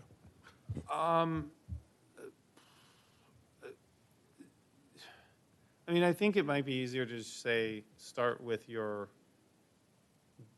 biggest 15 and bring that to us as 100,000. a starting point, or maybe 100. Yeah, or maybe 100. I mean, I think we're going to end up. Is that high enough? Whatever it is, we'll produce what you look. Well, I don't Annual- want to create absolute minutia and ridiculous work. Yeah. I mean, none of it's ridiculous Is- because of where we are, but What we need to do on a go-forward basis is not only what Derek is suggesting, but as new contracts are signed, there ought to be a form or some kind of a database document that is created prospectively that we can search and this becomes an automated system. Well, there's AI systems that do exactly that, right? Yeah, You just I understand literally that. throw the file in there and it spits out But the. as the new contracts are being signed or executed or whatever, this is crazy that we don't have an inventory of them. We should have an inventory of, I would go down much lower than the top 15 because we got a lot of smaller contracts that nobody knows anything about. We do, but we have to start somewhere. I understand. So 100,000? let's start with Can I, Let's start with that, sure, and we'll go. What does that mean? you're gonna, I'm gonna get more detail on the specification of 100,000. Are we talking about 100,000 in annual value or contract value? Because obviously these contracts can Annual stretch out. value. Okay. Let's start with 100K of annual value. Annual expenditure. Yeah. Great. And I know you guys have a lot of this data. I just, But it's I not think organized. Having it in a I wanna- single document Yeah, that's I want to commend. recently. Yeah, and I want to commend the city clerk. All our contracts are on the city website. They're in two fashions. We have a database with Laserfish, and then we also have a hyperlink, a list of links that's on the city clerk's division's webpage that breaks it all down. Yeah, and but so I it's think all having- there. It's not in a fashion that I think what you're trying to get to, It's a Mayor Pro quick Tem. glance, right, Yes. and being able to look ahead and say, oh, these 4 contracts are. We know when they expire, we're gonna manage expiring. that, Yeah, that's what that is. exactly. Yeah, we can create that. Yeah. And is there an RFP going to be required? And if so, what's the advance, all of Right. particulars? Right. Planning Nothing wrong with that. forward. Yep. We have various items that are sitting on the future council agenda items list. First of all, did everybody get their updates? Well, did we No, talk about, we said earlier that we wanted a future agenda item to revisit the Yes, I want to put. fiscal year 26, 27 budget, didn't we say Yes. But somebody said 2 weeks, and there's no way 2 weeks is. No, 2 weeks is probably not adequate. But I would say that. Did you say probably? I said probably. How about definitely? Probably is the word I Definitely, chose. probably. I chose the word probably for a reason. Is that a question or a comment? Sorry. It's, I'm not agreeing with him, is what it High is. five.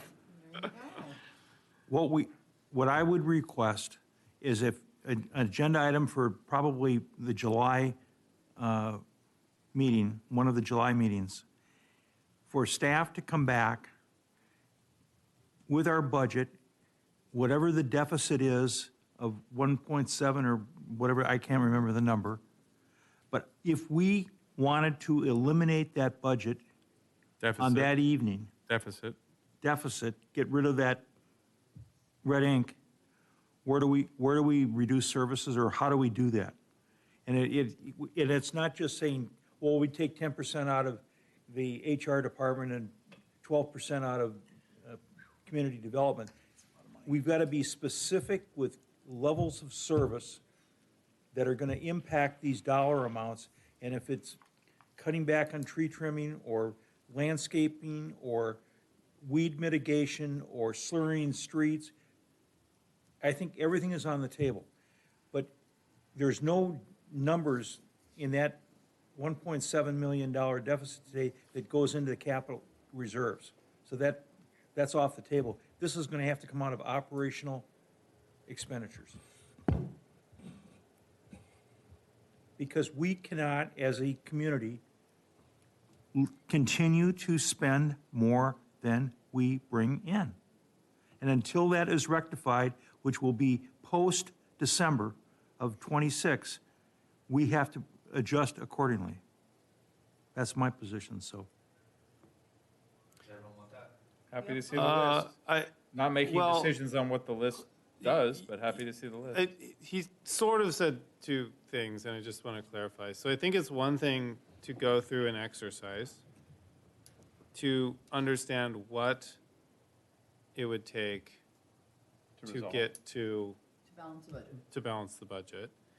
I think it's another thing to say that Operationally there's an balance, just so we're intent clear. to do that between now and December. Say that again? Well, so making actual cuts between now and, say, December, right,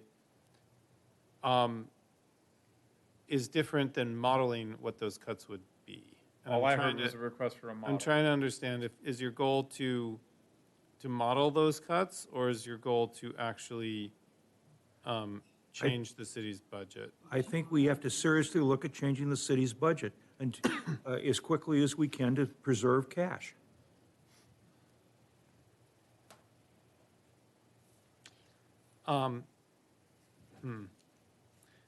I'm less interested in that in the July timeframe, just because I think that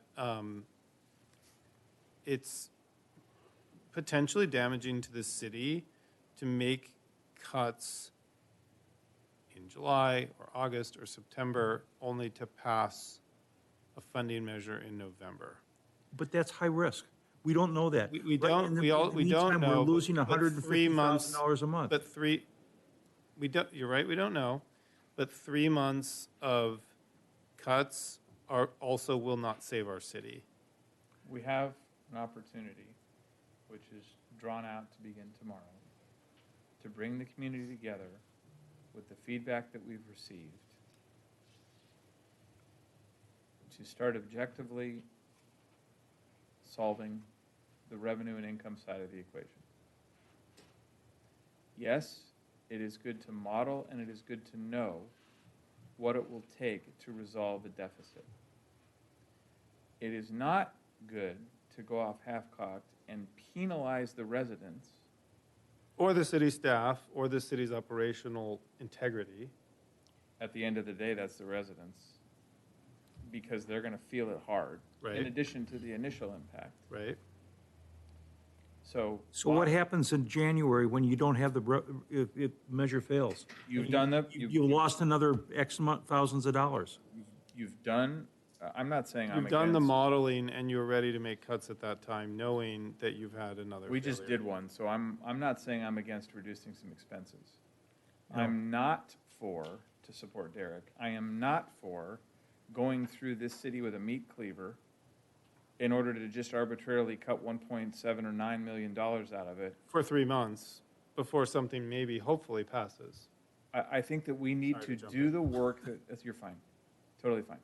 I think we need to do the work that we've been asked to do and provide the justification that we've been asked to provide as a council, not a resident initiative. We need to find the balance of what that is. I mean, if I keep going, we'll be into tomorrow, in another hour, and so then it'll officially be the date. We need to bring the community together and solve this problem. And I'm not saying that we're going to solve it from a capital perspective, or that we're going to pay all the pensions down that we want to pay, or that, whatever else. Yes, it would have been great to have 16 million. They don't want to do that. So we need to figure out how to best bring those sides together. I will say loud and clear, the no side of the equation did nothing but say through the whole time, we want things carved out, we want to understand where it's being spent, we want to understand where our money's going, and we absolutely, unconditionally want to retain our police department. We have to take that information, pull it together, potentially pull it somehow, future forecast for tomorrow, and solve the problem in a short time period. And Well- until we do that, I'm with him on supporting the modeling, but not a meat cleaver. Well, you've got to add the fire department to it as well, because it's police and fire, it's public safety.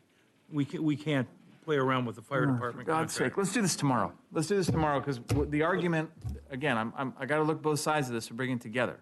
The argument on the other side. We have to be realistic, and we have to be The hard. realistic argument of the other side is you're paying that $7 million out of your general fund. You've got $5 million attached. I'll shut up in a second. I see you going agenda item here on me. You've got $5 million going to the police department. It was never fully funded. I've talked about that 15 times while I've been sitting up here, right? So fine, fully funded, add to it, explain to the residents what the difference is between those two numbers.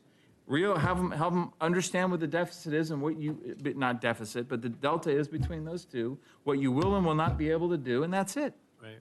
I agree that tomorrow is the right time to have this conversation. I think we have an entire meeting set up Yeah. to talk about this and related topics. And, Dave, to your point, I hear you. We are in a very precarious position. Saving operational dollars, if there's any way to do it, makes sense. But we also have another election presumably coming up in November. And so there's a timeline between now and November, and there's a timeline after November. And I don't think we should act precipitously between now and November. We have an opportunity. The problem with November, it's a two-thirds, it's going to be a It two-thirds is, and vote. We have an opportunity to get 85% in that election if we do this right. Well, it'll be too low a number, though. We're going to have to still have cuts. Peace. Peace. Maybe. You might be right, Peace. Dave, but we will have some time to figure that out. This is on for tomorrow, guys. Yeah. Peace. Yeah. All right, future agenda items. Back to this discussion. So, maybe we could go through this list, not of. Not tonight. What? What? You're not. Well, you're not yet. Oh. Didn't give you We direction. didn't get there. Oh. Well, He moved on. What would it, I think the request is, at least the part I supported is, what would be required, because this is good preparation if something goes seriously wrong in November anyway. What would be required, in your best judgment, to achieve a balanced budget on the revenue that we have against the budget that we have deployed? Give us the bad news. So the council wants a discussion item of what staff would recommend in terms of cuts to get to a balanced budget. Yes. Yes. Do you want it teed up to make those cuts, or do you want it as a discussion? Because that's a different drafted staff. A discussion. A discussion. Is that, I see two. Thank you. Well, be prepared for action afterwards. It's a discussion. The way I agendize it. That's a discussion. the way I write the staff That'll be a report, discussion, yes, I want for to be sure. very clear. If I don't write it I'd up. call it a model. I would call it a model. By the way, I'm very clear on the okay? direction. I want to make Let me- sure you let- understand. Let me agree with you and be very clear on camera and get ready to get slapped. I do not want to scare the shit out of the employees, and I am very protective. Thank you. See, I was waiting for the slap. We have invested a lot in stabilizing this organization over the last 8 years. I am going to do in my role everything I possibly can to help pull the community together and solve this problem. I'm not going to cut the living crap out of this budget today before we attempt to do that. If it falls apart, call the sheriff and get a quote. I don't know what else to tell you. But that's after November. Well, I wanted to really throw a bomb out there to say it, right? But I don't believe that this community will require that we do that. I believe that this community will come together, it will pay down some reasonable amount of pension debt, it'll set aside some amount, stop laughing because I'm going to the other ones. Hopefully it will. Hopefully it will. You know. Okay, I have clear direction on that agenda item. It will. All right, the list.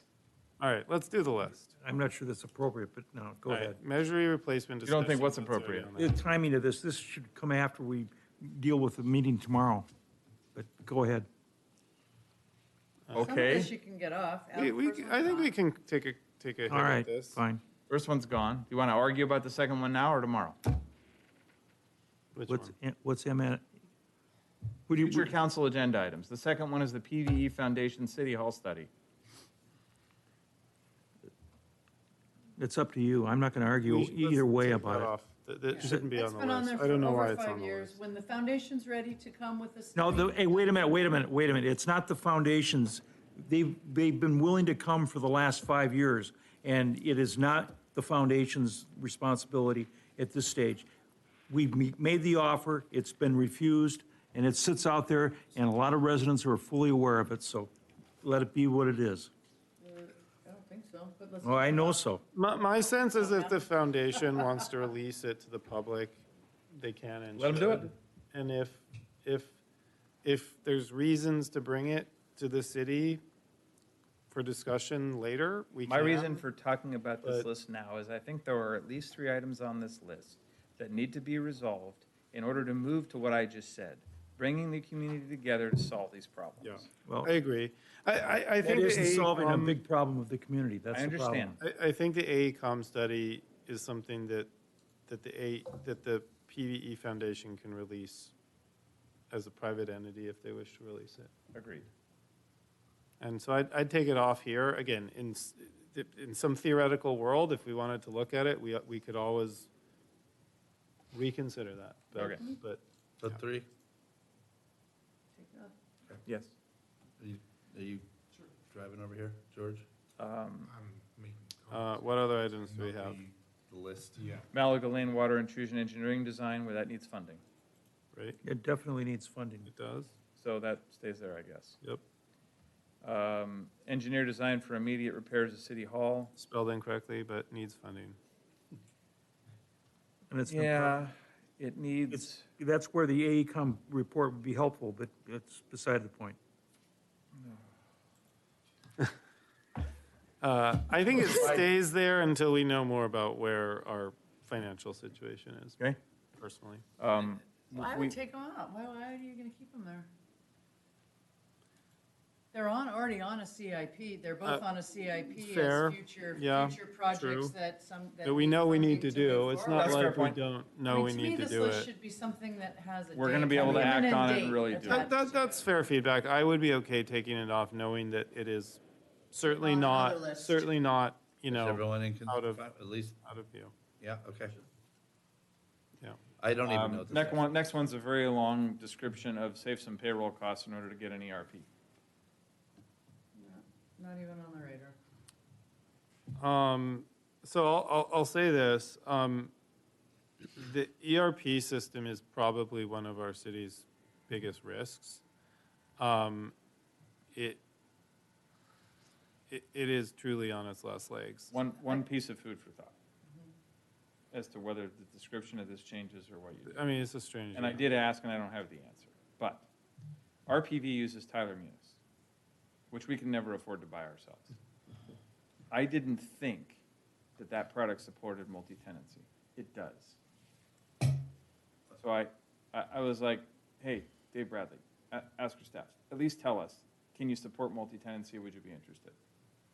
So I don't know if that helps or if it doesn't, but the actual keeping of a future agenda item to completely replace and install a new ERP, I think this is intended to discuss short-term things where the council can provide relatively immediate action. And this is as much of a disaster as that server and that product is. That's a pipe dream right now. I mean, same thing, ERP is on the CIP list as something we need that doesn't have any money. I mean, it's on another list. But if there's a way we could partner with Rancho, I would be definitely. put it on the- If that happens to Then come that's back as a surprise, I'll let you know. That would be wonderful. So what does that have to do with ADP? Because all if you tied can, together. if you can process payroll in the ERP, then you eliminate 40,000 a year of ADP costs. You do it inside. ADP is just killing us. So I agree in principle with Councilmember Lozzi's concept Yep. here. If it's on another list, it's not like we're losing track of it. It cleans up this for kind Yep. of immediate next month, next 2 months. We have no intention of scheduling. Yeah, I mean, I will just say the ERP keeps me up at night. I agree. But I also agree that it's being. But there's tracked. other things in that IT infrastructure that also should keep you up at night, Yeah. and we won't talk about that anymore. Right. Okay, so what else? Zoning map, get the heck rid of it. Let's deal with it. Yeah, we need to do that one. Bring it, So keep it on. bring it. Yep. Whatever the differences were, whatever the exclusions are, whatever the R1 argument is, Yeah, frickin' we deal gotta with it. figure that one out and get it done. Deed of reversionary rights? Was that the desire to get rid of rights of way and, what is that? No, I think that one is linked to the zoning map conversation. It was, what would happen, what are like potential triggers for triggering the reversion from the city to the PVHA? So should we combine the description?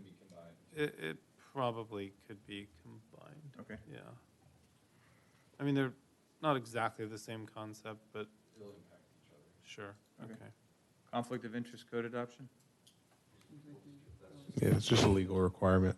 Huh? It's a legal requirement, yeah. Keep it on, yeah. We just use Yep. it as a reminder that we have to do this someday. It's kind of like the contract list. Lot O zoning and deed restriction, nobody's building a fire station. It doesn't hurt us to know the status of that and put it in the record and clear it. Can we put that up with the other two that Bring we it. just talked about? We've got the report. I think it should be a separate agenda We have the item, report, but who? but yeah, I mean, I agree. Just knowing the status of that lot is not a bad thing. Okay.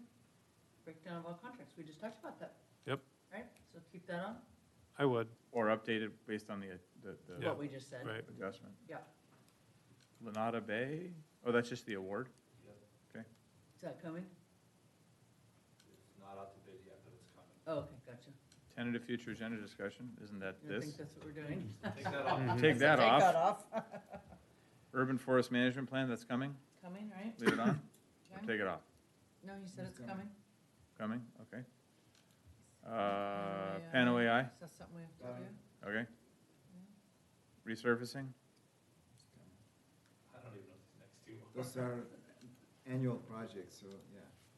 No, the Coming? next two, I don't know what these acronyms are. Well, sorry, the one thing I see up above, under Oh, July 14th, I put in, award yes. resurfacing project at Palos Verdes Drive West, is that the same as that one? 25-26 resurfacing PVD work? Are those the same as what's on July 14th? somebody put PVD, somebody put PVD work instead of PVD West, or am I confused? So I think it's supposed to be PVD. Yeah, it's the same item. work. So I don't know. it's already recognized, what's in the future agenda list is already recognized in the July 14th So agenda. those are the same? So Yes. Okay, so take that one off of future. I don't know what the So, other one- I don't know what the wait other a two minute, are. wait a minute. On the July 4th, what is the July 14th, 26th discussion? It's regarding the awarding of the resurfacing project. And does that, Using would that restricted funds. require, Restricted funds, correct? Restricted funds project. There's no general funds associated with that? No. Okay. I think we agreed earlier on that. Lenata spelled wrong on the Bluff Top item, just so you know. Oh, God, it is. What else? The two bottom ones. Whatever the two bottom ones are. The CAPCA is Public Contracting Codes adoption. It does help a little bit, simplifies our procurement process for public works. It's something that I want to. Could you describe, just because the public has access to pull this up, could you just describe it in the item? It's basically as. Parentheses, public, whatever the hell it is. Yes, Yeah. I can. Yes, and actually, I can put a link to the description. Okay. And what's And then the CSM? last one is the, consolidated sewer management district presentation. So in our discussions with the district, we thought it would be a good idea for them to actually explain to the council what the responsibilities are in managing our system and how they, how they spend the fees that they collect for, and some of those discussions include what is the capital investment that they're responsible for. Okay. So Cool. Okay, good. Sounds good. I forgot, I actually had one more future agenda item. Oh, it's enough. They have enough work. Yeah, I was meaning to throw Didn't I out get a there. couple off here already? Yeah. So, all right, so this one also relates to PVHA. One of the friction points seems to be with a lot of new architects and a lot of new realtors in the area who have not necessarily been working in, I think there used to be kind of a stable of people that worked PVE and only worked PVE, and not a lot of other people worked here in those two professions. Now we've got all sorts of folks from all over LA County selling houses here and trying to build buildings or homes here. I think it would be, I've also noticed Zillow often has inaccurate listing information. Either zip codes are wrong, cities are wrong, or other information doesn't match up. I think it would be interesting to ask the staff and the city attorney to look at options, whether that's an ordinance, whether that's a city policy, whether that is something tied to the business license that these folks presumably have to operate within our city. But basically something that says, hey, if you're selling real estate in PV Estates, if you're acting as an architect here, there is this thing called the PVHA. It has its own jurisdiction. City has its jurisdiction, but as part of your process of doing your due diligence and your disclosures and your fiduciary duties and so forth, you need to be aware of these things. You need to be educated. You need to disclose this to your clients, right? I think there's a way to structure it where it wouldn't violate any sort of this is our job, this is their job, et cetera. I think it would actually be a service to homeowners and potential homeowners, because it would increase the level of education, and people wouldn't sort of run into the brick wall and say, well, I didn't know that was around the next bend, right? So I think there's probably And what triggers that? well, again, I would probably tie it to like your business license or something like that. If you're a realtor, you're getting a business license, you're gonna sign an acknowledgement that you are aware, you're educated, and it's part of getting your business license here in our city. Something to that effect. So what's the agenda? So the agenda item is just at some future meeting for staff to bring some sort of proposal around that to us for As much as I like what you're saying, is that a real priority for our staff with all the other challenges we have? I'm hoping it's relatively low lift. I mean, I don't think we're talking about an all brand new ordinance or something super heavy. I'm hoping it's a report primarily from our city attorney. Oh, it's his part. A report? or a proposal or report, an analysis of like, what are the options here? Could we do this through a business license? Would it have to be an ordinance? You know, I don't know, but I think it's something the city attorney could tackle, most likely. Are we trying to push out information to them, or are we trying to, what are we? So we're trying to, I guess you could say regulate, but, you know, I think really we're trying to, the real fundamental goal is to ensure that all participants in the home buying and home building process have notice. Right? In an era where you go on Zillow, people buy houses now without seeing them. Literally, it happens, right? And so in an era where people buy homes without seeing the home from across the country or across the world, are the real estate agents involved and the other professionals involved themselves aware of the city's special requirements as well as the PVHA's special How about this for the agenda item? I don't know whether it's the way that's described, in other words, the real estate agents, or whether, by the way, the idea is genuine. It's fantastic because half the people don't know what the other half are doing, right? So maybe another one you could explore with us is that it title, is that it escrow. In order to close a transaction, there's a noticing requirement that describes. I don't know whether we have the existence of the deed restrictions and the blah blah blah. Yeah, maybe it's and maybe it's a, you know, for lack of a better description, a more well Tom and Eliza marketing document. You know. But I don't know. I actually think that idea is harder legally than what I was proposing, but I don't know. I'm open to a creative approach from the city attorney that helps the outcome, the goal of ensuring that all parties are adequately informed of the material fact / existence of the PVHA. But when you close a transaction, you get the CCNRs, and you have to sign the piece of paper that says, I got the CCNRs. I've owned 6 or so. Yeah, I houses don't think that happens reliably. I've never gotten it. I don't think that happens reliably. I got it.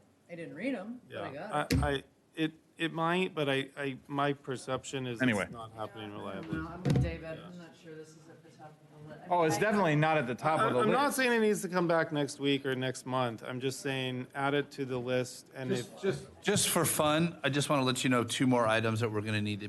We will be. Craig, do we have a third on that for some future meeting? You can put it on the list for sure. All right. Thank you.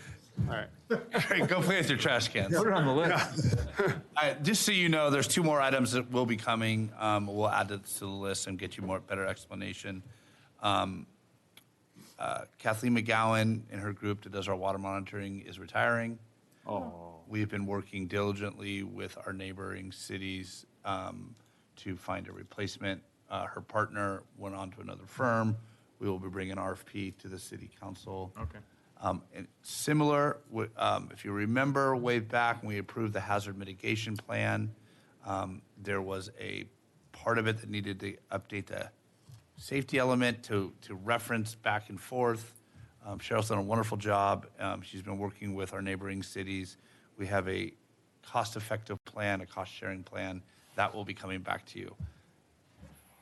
The news is this is not getting any less expensive. So, Yeah. Some of that's restricted funds. One quick anecdotal story.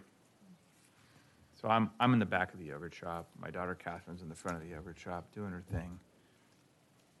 And all of a sudden she comes in the back and she goes, "There's this lady in front, she calls herself an environmentalist or something." And she's asking me a million questions. Can you come check this out? And I'm like, is this some kind of, what is this? And I walk out and it's Kathleen. I'm like, and so I'm in my sweats and whatever. And so I'm like, "Hi." I knew who it was, but I'm like, "Hi, can I help you?" She looks at me and she goes, "Wait a minute." Anyway, we answered her questions. It was fine. She was absolutely delightful and helpful, but it was it was funny. Anything else, or are we all good? We're done. All right. This says that we are officially adjourned to Tuesday, June 23rd, 2026 for a regular meeting, but in fact, we are meeting tomorrow for a special meeting at 6:30. The link is already posted on the homepage. Awesome. Got done How tonight long do you during the expect meeting. that to go tomorrow night? 12 hours. That's what I was worried. Honestly, it depends on